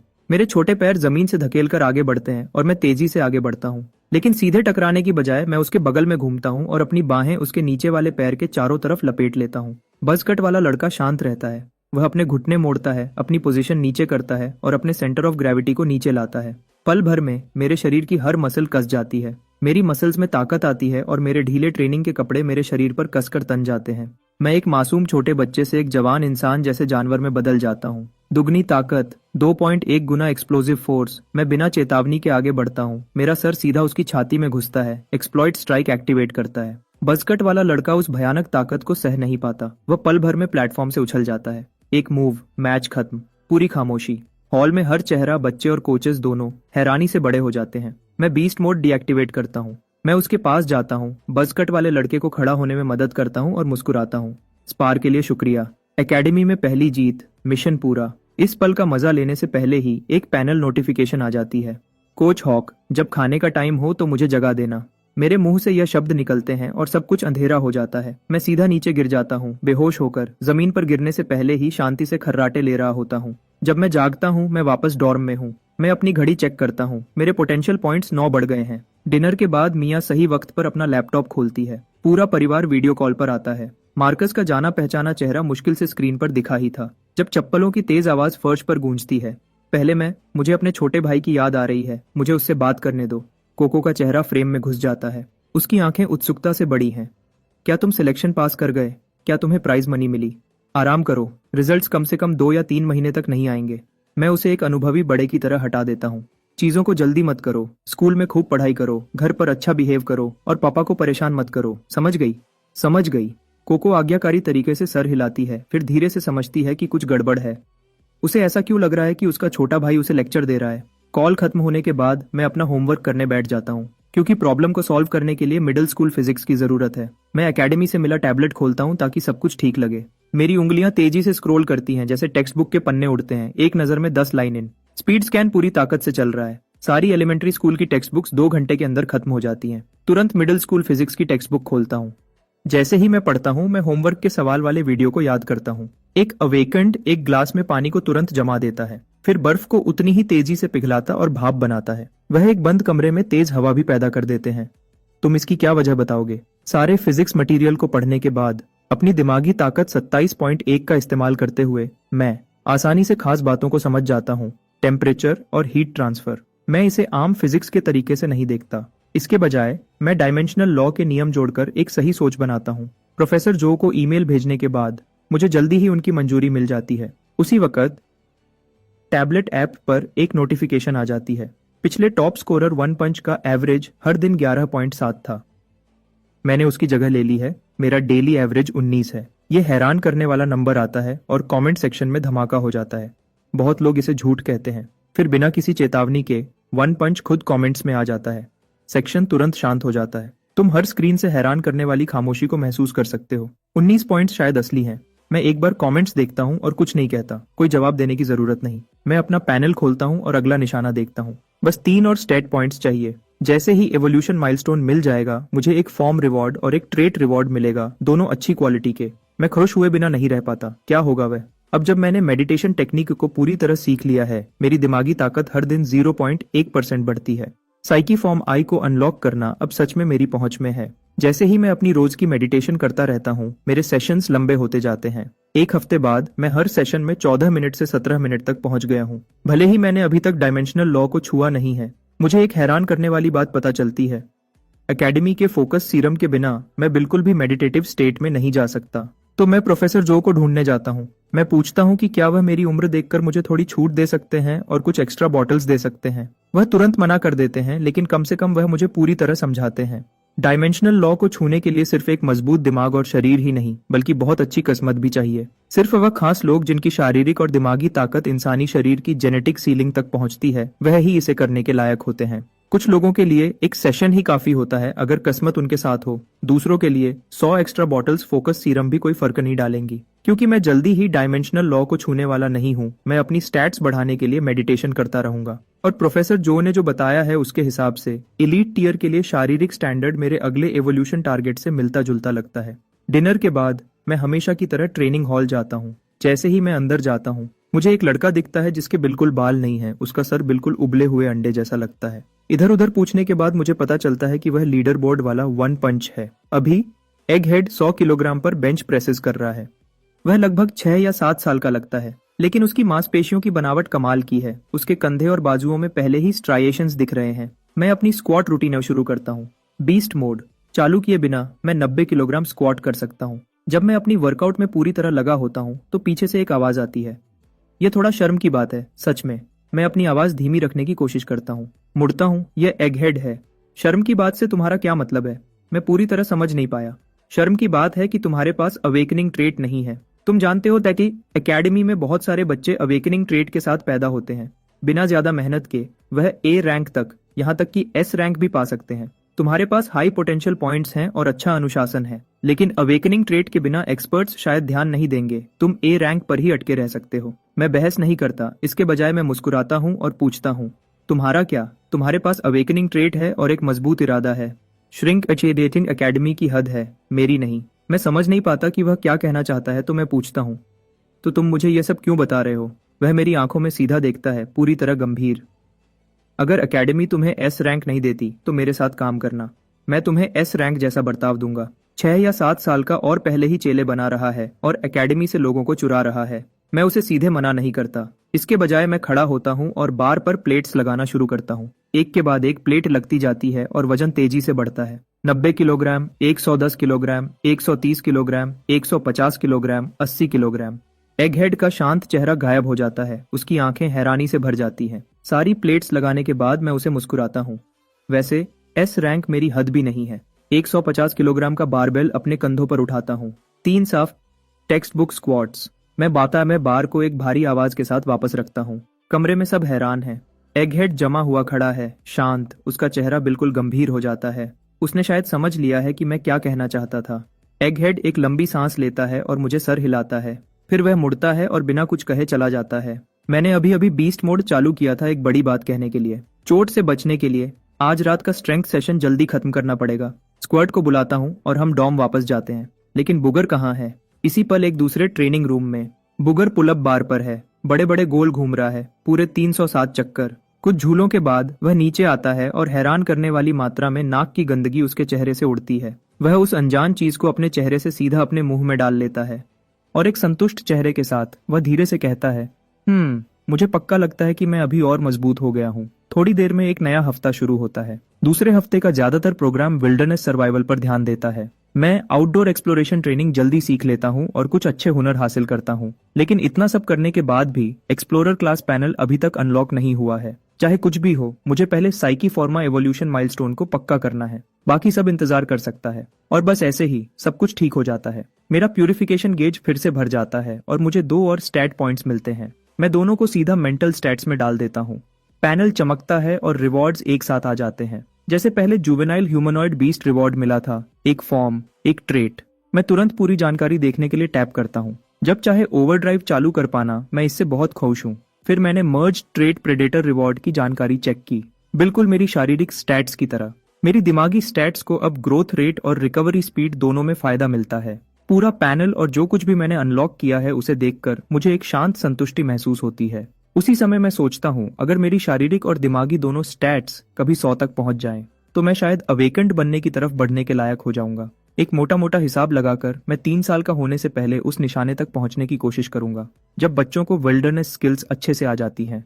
वेल के बारे में लेसन्स भी शुरू हो जाते हैं। अगले दिन मैं एकेडमी से मिला हुआ सामान पैक करता हूँ, पंपकिन को साथ लेता हूँ और एकेडमी बस में बैठ जाता हूँ। एक ऐसे डिवाइस से गुजरने के बाद जो स्पेस और टाइम के बीच एक पोर्टल जैसा लगता है। मुझे नीला आसमान, सफेद बादल, अलग अलग साइज के 3 सूरज, तेज हवाएं और पूरी तरह से बैंगनी घास मिली। हम अब एक बड़े खुले मैदान के बीच में खड़े हैं। प्रोफेसर जो सबको बताने के लिए बोलते हैं, याद रखो, तुम्हारा मिशन यहाँ 1 महीने तक जिंदा रहना है। कीमती चीजें ढूंढो और उन्हें शुरुआती जगह पर वापस लाओ। अगर तुम्हें कोई गहरी चोट लगती है या तुम्हारी जान को खतरा होता है, हम तुम्हें बाहर निकाल लेंगे, लेकिन वह मिशन की नाकामी मानी जाएगी। यहाँ से तुम अपनी मर्जी से कहीं भी जा सकते हो। टीम बनाओ, अकेले जाओ, साथ काम करो या मुकाबला करो, यह सब तुम पर है। जैसे ही वह खत्म करते हैं, बच्चे हर दिशा में बिखर जाते हैं। 30.3 की शारीरिक ताकत के साथ मेरे छोटे पैर मुझे हैरान करने वाली तेजी से ले जाते हैं। पंपकिन आगे आगे चलती है जब हम आगे के पेड़ों की तरफ बढ़ते हैं।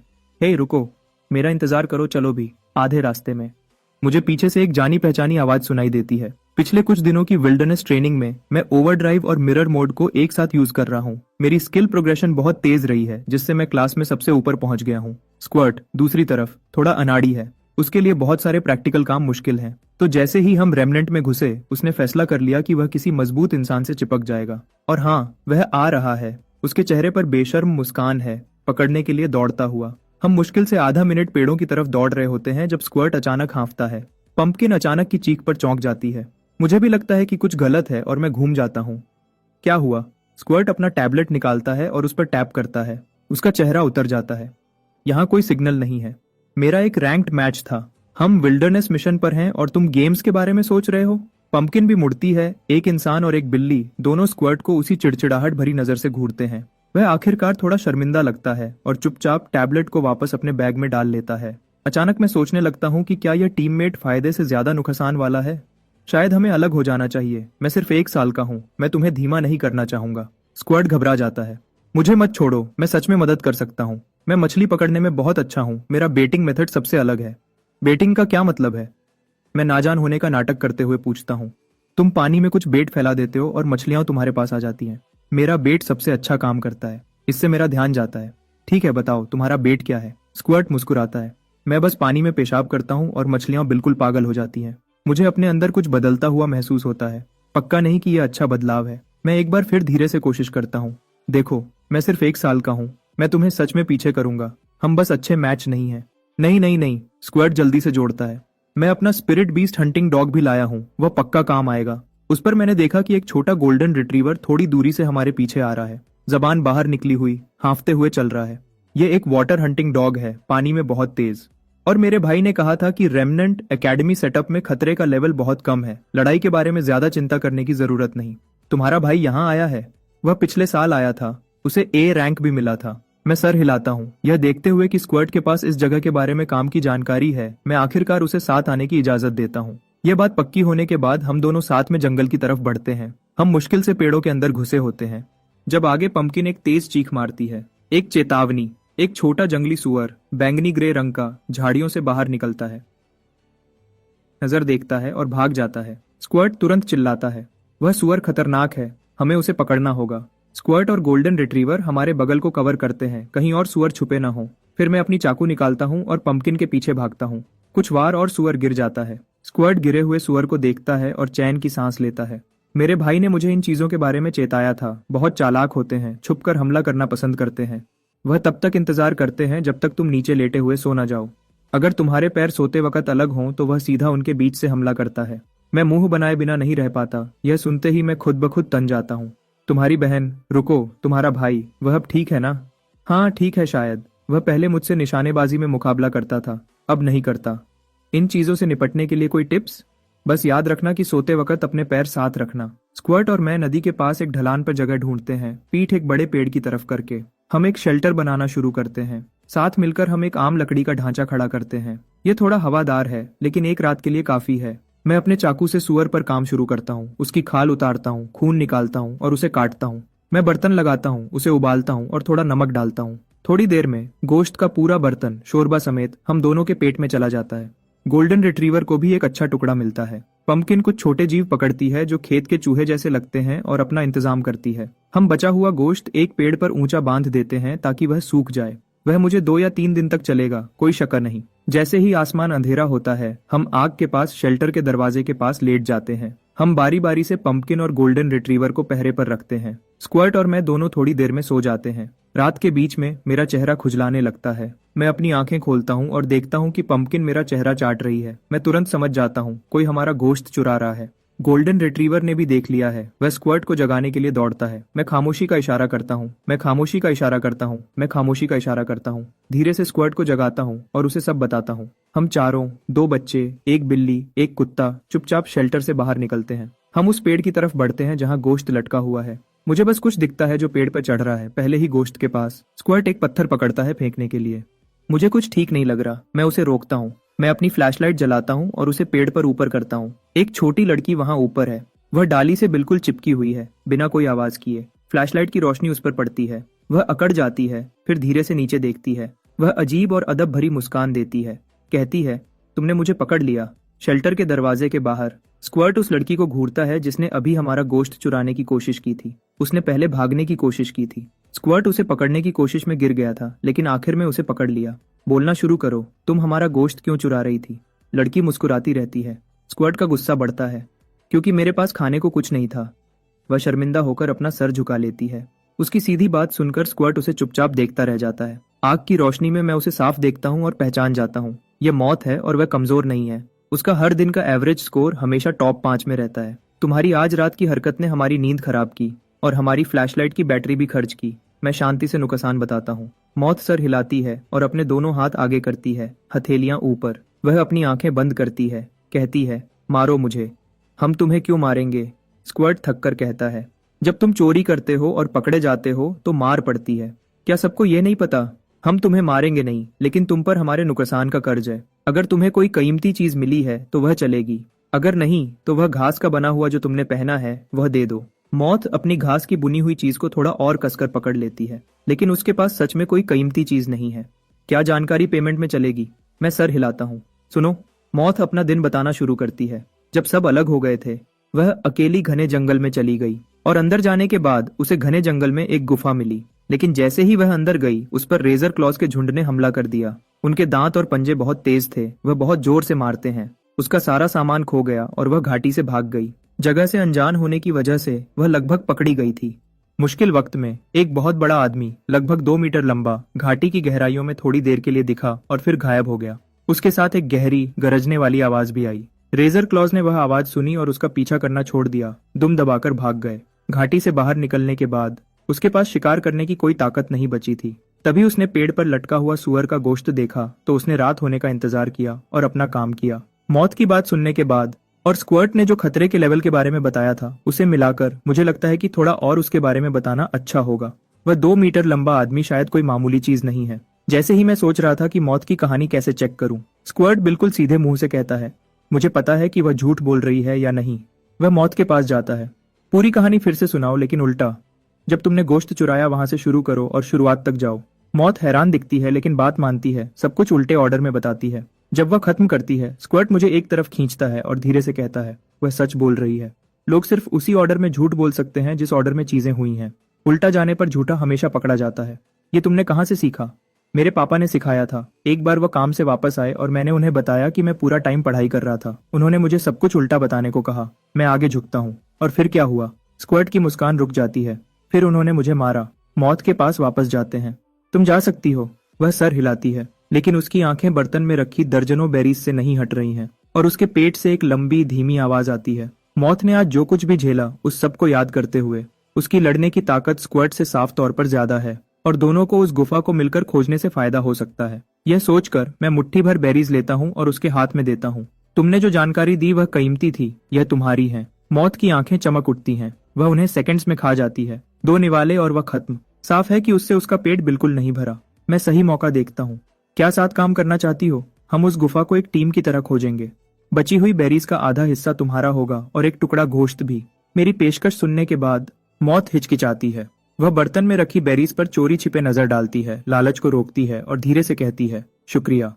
फिर वह पल भर में गायब हो जाती है। जंगल की गहराइयों में दौड़ती हुई चली जाती है। अगली सुबह जल्दी स्क्वर्ट और मैंने बात की और जल्दी से जल्दी गुफा की तरफ जाने का फैसला किया। हम जल्दी से सामान पैक करते हैं और फिर निकल पड़ते हैं। 2 बच्चे, एक बिल्ली, एक कुत्ता। 3 घंटे पैदल चलने के बाद हम आखिरकार पहुंच जाते हैं। यह वह जगह है जहां मौत ने अपना आधा दिन इस मुश्किल जगह में गुजारा था। स्क्वर्ट कांटों से भरे रास्ते को देखकर धीमी से सीटी बजाता है, फिर गंभीर हो जाता है। ध्यान से, अगर सिस्टम ने हमें खतरे में बताया और एकेडमी ने हमें बाहर निकाल दिया तो मिशन खत्म हो जाएगा। यह चेतावनी ध्यान में रखते हुए मैं पंपकिन के साथ पहाड़ में आगे बढ़ता हूँ। बस कुछ कदम अंदर आगे एक काला साया दिखता है, बिल्कुल वैसा ही जैसा मौत ने रेजर क्लॉ के बारे में बताया था। इस जगह का सबसे खतरनाक शिकार करने वाला जानवर। रेजर क्लॉ मुझ पर नजर जमाता है। उसकी नजर जानलेवा हो जाती है और वह एक धीमी गरज निकालता है जो सिर्फ एक जंगली जानवर ही निकाल सकता है। मैं स्क्वर्ट को पीछे रहने का इशारा करता हूँ और अपनी चाकू लेकर हमला करता हूँ। रेजर क्लॉ ने साफ तौर पर इतने छोटे से किसी को पहले हमला करते हुए नहीं सोचा था। वह गरजता है और अपने दांत दिखाकर हमला करता है। सच कहूं तो एक जंगली जानवर से लड़ना रिंग में लड़ने से बिल्कुल अलग होता है। मानसिक दबाव एक अलग ही लेवल पर होता है। मैं खुद को संभालता हूँ और पंपकिन के साथ मिलकर काम करता हूँ। रेजर क्लॉ के चारों तरफ घूमता हूँ और उसकी ताकत को समझता हूँ। पंपकिन उछलता है और तेजी से घूमता है। रेजर क्लॉ का ध्यान अपनी तरफ खींचता है। 2 मिनट बाद मुझे आखिरकार अपना मौका मिल जाता है। मैं पल भर में बीस्ट मोड एक्टिवेट करता हूँ, फासला कम करता हूँ और अपनी चाकू रेजर क्लॉ के पेट में जोर से घुसा देता हूँ। एक तेज सिसकारी निकलती है। जैसे ही ब्लेड उसकी रक्षा को तोड़ती है, एक्सप्लॉइट स्ट्राइक का डैमेज बोनस एक्टिवेट हो जाता है। रेजर क्लॉ एक चीख निकालता है और धीरे से जमीन पर गिर जाता है। पहला शिकार। सब खुश हैं। हम थोड़ी देर आराम करते हैं और आगे बढ़ते हैं, मौत के बताए हुए के हिसाब से। आधे घंटे बाद हमें छिपी हुई गुफा मिलती है जो एक नीचे जगह के कोने में छिपी हुई है, लेकिन वह नजारा हमें रोक देता है। 30 से ज्यादा रेजर क्लॉज एक साथ इकट्ठे हैं, सब एक ही जगह पर चीख रहे हैं। यह देखकर स्क्वर्ट के घुटने कांप जाते हैं। चलो पीछे हट जाते हैं, अगर उन्होंने हमें देख लिया तो हम खत्म। मैं सर हिलाता हूँ और धीरे से पीछे हटना शुरू करता हूँ। तभी गुफा के अंदर से नीली रोशनी चमकती है। उसके बाद एक भारी ताल में चलने की आवाज आती है, जैसे कोई बहुत बड़ा जानवर चल रहा हो। रेजर क्लॉज एक साथ पीछे हट जाते हैं। मैं चुप हो जाता हूँ और घूरता हूँ। मैं आखिरकार उस बड़े आदमी को साफ देख पाता हूँ जिसका मौत ने जिक्र किया था। एक जंग लगा हुआ मेटल का रोबोट अपनी मैकेनिकल बाहें घुमाता है। रेजर क्लॉज को पीछे धकेल रहा है जो गुफा में घुसने की कोशिश कर रहे हैं। उसी वक्त वह ऐसी आवाजें निकालता है जो मैं समझ नहीं पाता। हम ट्रांसलेटर चलाते हैं। वही लाइन बार बार दोहराई जाती है, सीरी गार्डियन आपकी सेवा में। कई बार हमला करने में नाकाम होने के बाद रेजर क्लॉज समझ जाते हैं कि वह अंदर नहीं घुस सकते और धीरे से पीछे हट जाते हैं। गार्डियन बॉट पीछा नहीं करता। भारी कदमों की आवाज फिर आती है और बॉट गुफा की गहराइयों में वापस गायब हो जाता है। क्या प्लान है? स्क्वाड पूछता है जब हम सुरक्षित जगह पर वापस आ जाते हैं। हम अंदर जाएंगे, कोई शक्कर नहीं, लेकिन हम समझदारी से करेंगे। हम खोजने वाले हैं, सुइसाइड स्क्वाड नहीं, क्योंकि इतने सारे रेजर क्लॉज हैं कि उनसे सीधे लड़ना मुश्किल है। हम जाल लगाने और उन्हें एक एक करके खत्म करने का फैसला करते हैं। लगता है हमें कुछ और लोगों की मदद लेनी पड़ेगी। तो स्क्वर्ट और मैं घाटी के बाहर काम करते हैं, जाल बनाने का सामान इकट्ठा करते हैं और साथ ही मदद करने वाले लोगों को भी देखते रहते हैं। थोड़ी देर बाद हमें पास में लड़ने की आवाजें सुनाई देती हैं। मैं अपनी नाक की गंदगी को मछली और खरगोश पकड़ने के लिए इस्तेमाल कर सकता हूँ। तुम क्या कर सकते हो? मैं बास्केटबॉल खेलता हूँ और मैं गाना, डांस और रैप कर सकता हूँ। मैंने आवाजें तुरंत पहचान ली और हंसने लगा। लगता है हमारी मदद आ गई। जो प्लान हमने बनाया था उस पर चलते हुए सब कुछ ठीक चलता है। हमने 5 या 6 दिन घाटी में 40 से ज्यादा रेजर क्लॉज को खत्म करने में लगाए। अब बस कुछ ही बचे हैं। तब उन्हें आखिरकार खतरा महसूस होता है और वह सब घाटी से तेजी से बाहर निकलते हैं। गुफा के रास्ते को रोकने वाले रेजर क्लॉज का काम खत्म होने के बाद हम चारों धीरे से गुफा के पास जाते हैं। तब फिर से भारी कदमों की आवाज आती है। जंग लगा हुआ गार्डियन बॉट एक बार फिर बाहर आता है और फिर से उसी गर्म आवाज में, सीरी गार्डियन आपकी सेवा में। ऐसी चीज के खिलाफ जो अकेले रेजर क्लॉज के पूरे झुंड को रोक सकती है, हम जल्दी नहीं करते। मैं बॉट को ध्यान से देखता हूँ और प्रोफेसर जो की कही हुई एक बात याद आती है, जब तुम किसी नई सभ्यता से मिलो तो जल्दी से दुश्मनी मत दिखाओ, पहले बातचीत करो। बॉट अभी भी अपनी वही लाइन दोहरा रहा है, तो मैं ट्रांसलेटर का इस्तेमाल करता हूँ, बॉट के बोलने के तरीके की नकल करता हूँ और जवाब देता हूँ, गीते मुझे सेवा चाहिए। बॉट रुक जाता है, उसकी नजर मुझ पर टिक जाती है। बच्चा मिला। फिर उसकी मैकेनिकल बाहें हिलने लगती हैं। पल भर में बाहें ऊपर उठती हैं जैसे हमें भगाने के लिए। फिर वह आगे बढ़ता है जैसे बॉट मुझे उठाने वाला हो। कुछ मिनट तक इस आगे पीछे के बाद एक छोटी सी बिजली की आवाज आती है और बॉट की आंखों में नीली रोशनी बुझ जाती है। वह बिल्कुल अकड़ा हुआ अपनी जगह पर जम जाता है। तो यहाँ सबकर ये है, कभी हिचकिचाओ मत, कभी रुको मत, वरना तुम सच में खुद को खत्म कर लोगे। खैर, मैं ध्यान से आगे बढ़ता हूँ। बॉट बिल्कुल भी रिएक्ट नहीं करता। स्क्वर्ट खलुश हो जाता है और उसके बगल से अंदर घुस जाता है। हम अपनी फ्लैशलाइट्स जलाते हैं। गुफा सीधी है, कोई शाखाएं नहीं, एक सिरे से दूसरे सिरे तक दिखती है। 2 बड़े खुले मेटल के दरवाजों के आगे एक छोटा सा अलग थलग रहने का बेस है। सबसे आखिरी में 2 शरीर, एक आदमी और एक औरत, एक दूसरे से टिके हुए हैं। मैं अपनी बात वापस लेता हूँ, वह इंसान जैसे हैं। मैं हमेशा सोचता था कि एलियन सभ्यताएं अजीब और एलियन दिखेंगी, लेकिन एक डिवाइस से जो कैमरा जैसा दिखता है, हमें पता चला कि वह 2 अवेकेंट थे जिनमें उड़ने की शक्ति थी। इस दुनिया की खूबसूरती से खिंचकर उन्होंने यहाँ रहने का फैसला किया था। लेकिन एक दिन बिना किसी चेतावनी के आसमान में अनगिनत छोटे काले बादल दिखे। बादलों ने तबाह करने वाली एनर्जी की किरणें छोड़ी, पूरी दुनिया को तबाह कर दिया। आदमी और औरत मदद करने के लिए बाहर दौड़े, लेकिन अवेकेंट होने के बावजूद भी वह काले बादलों के खिलाफ कुछ नहीं कर पाए। बुरी तरह घायल होकर उनके पास बेस में वापस जाने के अलावा कोई रास्ता नहीं था। एक अवेकेंट को ठीक करने वाली कोई दवा नहीं थी और सिर्फ एक गार्डियन बॉट था जो मामूली सुरक्षा और देखभाल करता था। उन्होंने शांति से अपनी मौत को गले लगाया।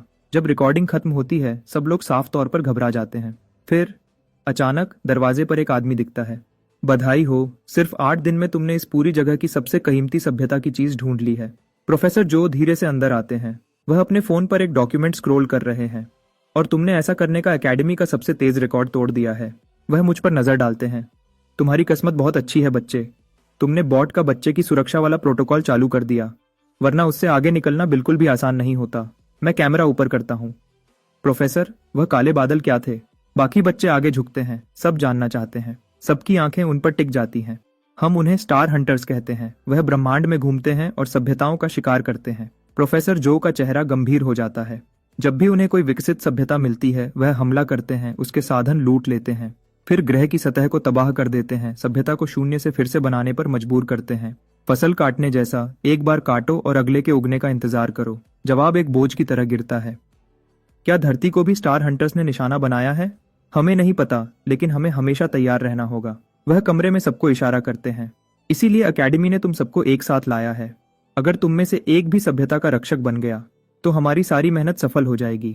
1 महीने बाद सब बेस कैंप पर इकट्ठे होते हैं। इस बची हुई जगह के सर्वाइवल मिशन में 5 कैंडिडेट्स को बाहर कर दिया जाता है। मेरा स्कोर सबसे ज्यादा है। मेरी रैंकिंग एकेडमी के टॉप 10 में आ गई है। लेकिन सबसे बड़ी हैरानी की बात यह है कि मेरी घड़ी ने एक्सप्लोरर स्टोर खोल दिया है। हर तरह का सामान खरीदने के लिए मिल रहा है। जैसे ही मैंने अपना प्रोफाइल रजिस्टर किया, मेरे पैनल में अपने आप एक नोटिफिकेशन आ गया। 1 सेकंड भी बिना सोचे मैंने उस एक्सप्लोरर क्लास को अनलॉक करने के लिए टैप किया जिसका मैं इंतजार कर रहा था। कुछ दिन बाद एगहेड अलविदा कहने आता है। वह सिलेक्शन में पास हो गया है। वह अकेडमी का इतिहास में 27वां एस रैंक टैलेंट बन गया है। वह मुझे ढूंढ लेता है और मुझे एक नेम कार्ड देता है। इस बार यह एक इनविटेशन है, कोई नौकरी का ऑफर नहीं। मैंने पहले तुम्हें कम समझा था। बिना किसी अवेकनिंग ट्रेट के भी तुम एस रैंक के पूरे लायक हो। उसकी माफी सच्ची थी। जब भी तुम्हें मौका मिले तुम मेरी फैमिली की कंपनी में आ सकते हो। मैं कार्ड लेता हूँ और सर हिलाता हूँ। एगहेड के जाने के बाद मेरी रैंकिंग अपने आप 9वें पर आ जाती है। कुछ दिन बाद मौत अलविदा कहने आती है। वह मुझे शुक्रिया कहती है। उसकी रेमनेंट एक्सप्लोरेशन की शुरुआत मुश्किल थी, लेकिन उसने अच्छे नंबर हासिल किए और इसका कुछ क्रेडिट मुझे भी जाता है। उसे आखिर में ए रैंक मिला। मौत के जाने के बाद मेरी रैंकिंग 6ठे पर पहुंच जाती है। अब तक 1 साल के प्रोडिजी की कहानी पूरी एकेडमी में फैल चुकी थी। खास गुप्तता के इंतजाम किए गए हैं। उसके बाद से मैं लगभग पूरा अकेला ही पढ़ता और ट्रेनिंग करता हूँ। प्रोफेसर जो को देखते हुए वह हमेशा सब कुछ जानते हुए लगते हैं। एक दिन मैंने अंदाजा लगाया और पूछा, क्या आप एक अवेकेंड प्रोफेसर हैं? वह अपनी वुल्फबेरी ड्रिंक का घूंट लेते हैं और मुस्कुराते हैं। तुम्हें क्या लगता है? और मैं सोचता हूँ कि क्या मैं अंदाजा लगाऊंगा। मैं मुड़ता हूँ और चला जाता हूँ। चेकमेट। वह बस मुझे देखता रह जाता है। आधे महीने बाद दुन्नो की बारी थी एकेडमी छोड़ने की। वह उदास दिख रहा था। उसे सिर्फ C+ रेटिंग मिली थी। लेकिन दुन्नो दुखी नहीं था, बल्कि वह आगे की तरफ उत्साह से देख रहा था। मैं अच्छा दिखता हूँ, मैं गाना गा सकता हूँ और डांस कर सकता हूँ, और मैं बॉल भी खेल सकता हूँ। मैं एक ट्रेनी के रूप में डेब्यू कर सकता हूँ। कौन जानता है, शायद मैं बड़ा बन जाऊं। 1 हफ्ते बाद स्क्वर्ट और बुगर को उनकी रेटिंग्स मिलती हैं। स्क्वर्ट को B+ मिलता है, बुगर को B मिलता है। दोनों जीनियस स्टैंडर्ड को पूरा करते हैं और पूरे फायदे के पैकेज के लिए क्वालिफाई करते हैं। वह तुरंत जल्दी जाने के लिए अप्लाई करते हैं ताकि अपनी फैमिलीज के साथ सेलिब्रेट कर सकें। उनके जाने से पहले हम तीनों एकेडमी की कैफेटेरिया में साथ में खाना खाते हैं। दोनों के लिए स्क्वर्ट और बुगर गंभीर चेहरों के साथ अपनी सोडा कैंस उठाते हैं, अपने बगल की खाली सीट को देखते हुए, जैसे दोनों पहले ही एक हीरो की मौत मर चुका हो। फिर बुगर मेरी तरफ मुड़ता है। तुम बोर्ड पर नंबर 1 हो, या तो S रैंक या A+ होना ही चाहिए। हाँ, अगर तुम्हें SEH रैंक नहीं मिलता तो इस एकेडमी को चलाने वाले लोग पूरे बेकार हैं। सिलेक्शन पास करने के बाद से बुगर अपनी बातों में काफी हिम्मत वाला हो गया है, और सच कहूं तो मुझे लगता है कुछ सालों में मैं शायद तुम्हारे पीछे चल रहा होऊंगा। वह मुझे अपने कॉन्टैक्ट डिटेल्स और घर के एड्रेस देते हैं। कहते हैं जब भी मैं चाहूं उनसे मिलने आ सकता हूं। इसी बीच एकेडमी के कॉन्फ्रेंस रूम में इवैल्यूएटर्स का एक ग्रुप गर्मा गर्म बहस कर रहा है।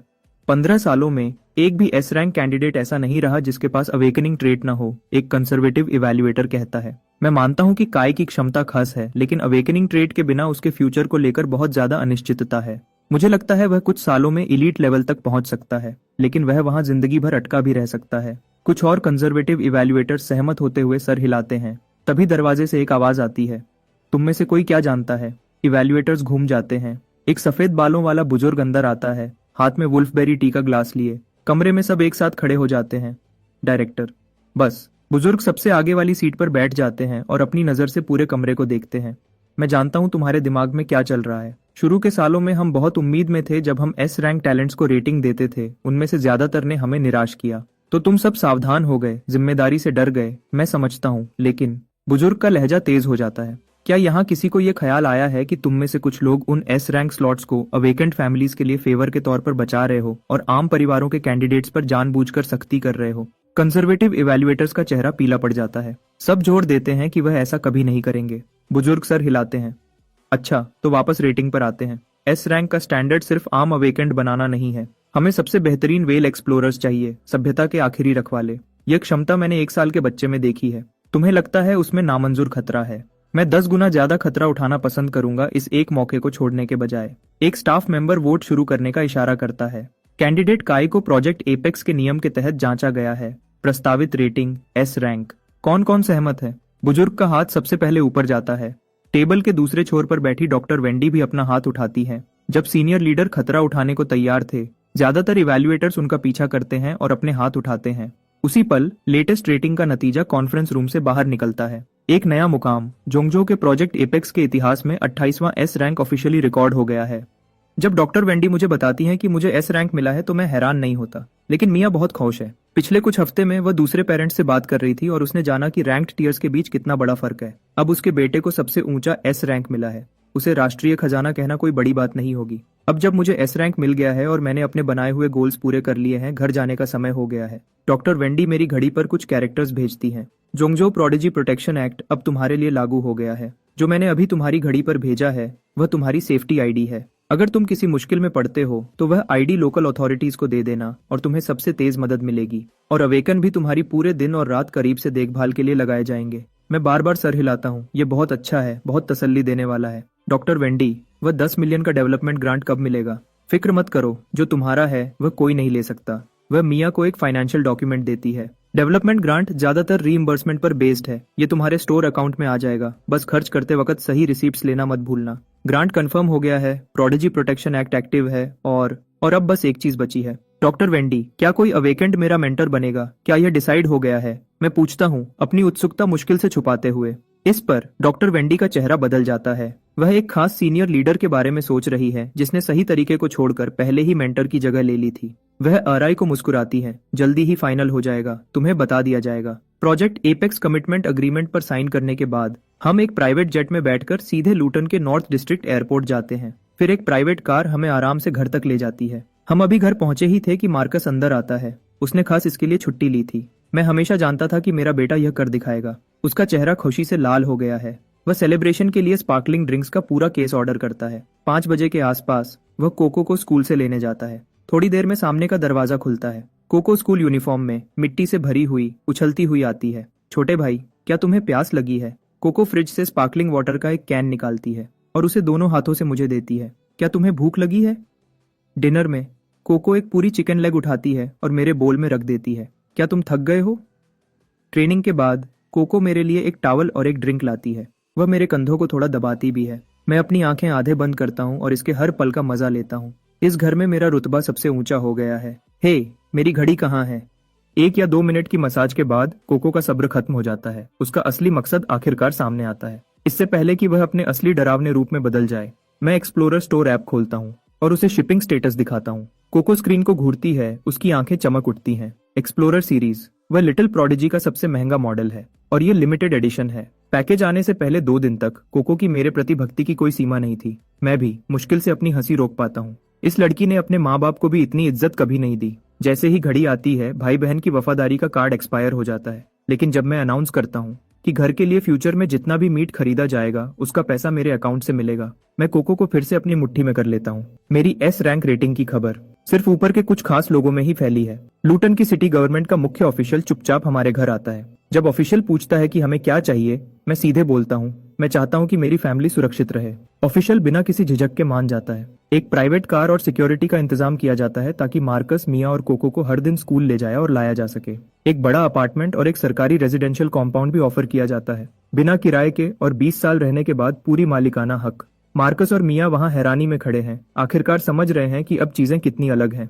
शिफ्ट होने के दौरान मैं बस हर दिन बिना किसी छुट्टी के ट्रेनिंग करता हूँ, अपने मेंटोर के असाइनमेंट के फाइनल होने का इंतजार करते हुए।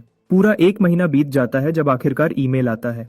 नाम लिखा है सीनियर प्रोफेसर जो। ये एकेडमी के वही पुराने प्रोफेसर हैं, तो वह सच में अवेकेंड नहीं है। मेरी घड़ी बजती है। छोटे, अब मैं तुम्हारा मेंटर हूँ। हैरान हो? ये नहीं सोचा था। तुम्हारे लिए एक छोटा सा गोल है, 4 साल के अंदर एलीट लेवल तक पहुंचो। अगर ऐसा करते हो तो एक बड़ा इनाम इंतजार कर रहा है, और अगर तुम नहीं करते तो मैं खुद लूटन आकर तुम्हें थप्पड़ मारूंगा। मैं थोड़ा सिकुड़ता हूँ। पता नहीं क्यों मुझे शक नहीं है कि वह सच में ऐसा करेंगे। खुशकिस्मती से ये गोल मेरे लिए बिल्कुल भी मुश्किल नहीं है। स्कूल तब तक इंतजार कर सकता है जब तक तुम एलीट लेवल तक नहीं पहुंच जाते। ट्रेनिंग के लिए बस मेरे इंतजाम को फॉलो करना। एक मेंटर का होना सच में बोझ कम कर देता है। मैं अच्छे मूड में फोन रखता हूँ, मेंटर की खबर का इंतजार करते हुए। कोको मेरी स्पारिंग पार्टनर रही है। हर शाम हम साथ में कॉम्बैट प्रैक्टिस करते हैं। एकेडमी जाने से पहले कोको को हराने के लिए पूरी कोशिश और कुछ नए तरीके लगते थे। मुझे हर मौका ढूंढना पड़ता था ताकि साइज के फर्क को पूरा कर सकूं। वापस आने के बाद हम बराबर के थे, 50-50। कोको हैरान है, वह फिर से मुझे एलियन फ्रीक कहने लगी है। कुछ दिन बाद प्रोफेसर जो फोन करते हैं, ट्रेनिंग फैसिलिटी और तुम्हारा कोच सब तैयार है। पूरी जगह सिर्फ मेरी है। इक्विपमेंट के लिए इंतजार नहीं करना पड़ेगा। जो भी मैं ट्रेन करना चाहूँ जब भी चाहूँ। घर से आधे घंटे की दूरी पर। यह है जिंदगी। थोड़ी देर बाद प्रोफेसर जो ने जिस कोच का इंतजाम किया था वह आती है, एक जवान औरत जिसके ऊंचे पोनीटेल है। हेलो, मैं तुम्हारी पर्सनल कोच टीना हूँ। हाय कोच टीना। मैं बारबेल को रखता हूँ और दौड़कर पास जाता हूँ। मानसिक रूप से तैयार होने के बावजूद कोच टीना अपनी आंख को फड़कने से रोक नहीं पाती जब वह 100 केजी बारबेल देखती है। परिचय के बाद मैं उसके क्रेडेंशियल्स देखता हूँ। कोई ऐतराज नहीं। हम आगे के लिए ट्रेनिंग प्लान फाइनल करते हैं। मैं उसके बारे में हर चीज से संतुष्ट हूँ। फिर मैं सवाल पूछता हूँ, कोच टीना, 1 साल की तुम्हारी फीस क्या है? वह मुस्कुराती है। ज्यादा नहीं है, इसे एक एहसान समझो। मैंने तुम्हें दोस्तों और फैमिली वाला रेट दिया है, 2 मिलियन साल का। बहुत अच्छा, बहुत अच्छा, बहुत अच्छा। मैं बार बार सर हिलाता हूँ। ये पहली बार है जब मैंने सच में दोस्ती की कीमत समझी है। जब मैं सब जोड़ता हूँ, ट्रेनिंग फैसिलिटी, पर्सनल कोच, मैं पहले ही $8 मिलियन के कर्ज में हूँ। बदकिस्मती से इस पर कम ब्याज है और 18 साल का होने तक इसकी चुकौती नहीं करनी है। कम से कम यह कंट्रोल से बाहर नहीं जाएगा। इतने कर्ज के साथ मैं खुद को एक बिल्कुल न रुकने वाली ट्रेनिंग रूटीन में झोंक देता हूँ। मैं कसम खाता हूँ कि हर पैसा वापस कमाऊंगा। कोच टीना पूरी तरह प्रोफेशनल है। जो भी मैं करना चाहता हूँ वह सिखाती है। उस पल से मेरी सभी स्किल्स के एक्सपीरियंस पॉइंट्स तेजी से बढ़ने लगते हैं। समय तेजी से गुजरता है। मिरर मोड और ओवरड्राइव दोनों डबल बूस्ट के रूप में एक्टिव हैं। मैं हर दिन तेजी से तरक्की करता हूँ। जब बसंत आता है, वह मौसम जब हर साल संक्रामक बीमारियां फैलने लगती हैं। मुझे पिछली बसंत याद है, एक गंभीर महामारी फैल गई थी। मिया घर पर फंसी हुई थी, अपने स्टूडेंट्स के लिए ऑनलाइन क्लासेस चला रही थी। लेकिन मुझे हमेशा लगता था कि यह अवेकेंट से जुड़ा हो सकता है। तो मैं प्रोफेसर जो को मोटा मोटा बताता हूँ और पूछता हूँ कि क्या अवेकेंट से जुड़ी घटनाओं की जानकारी तक पहुँचने का कोई तरीका है।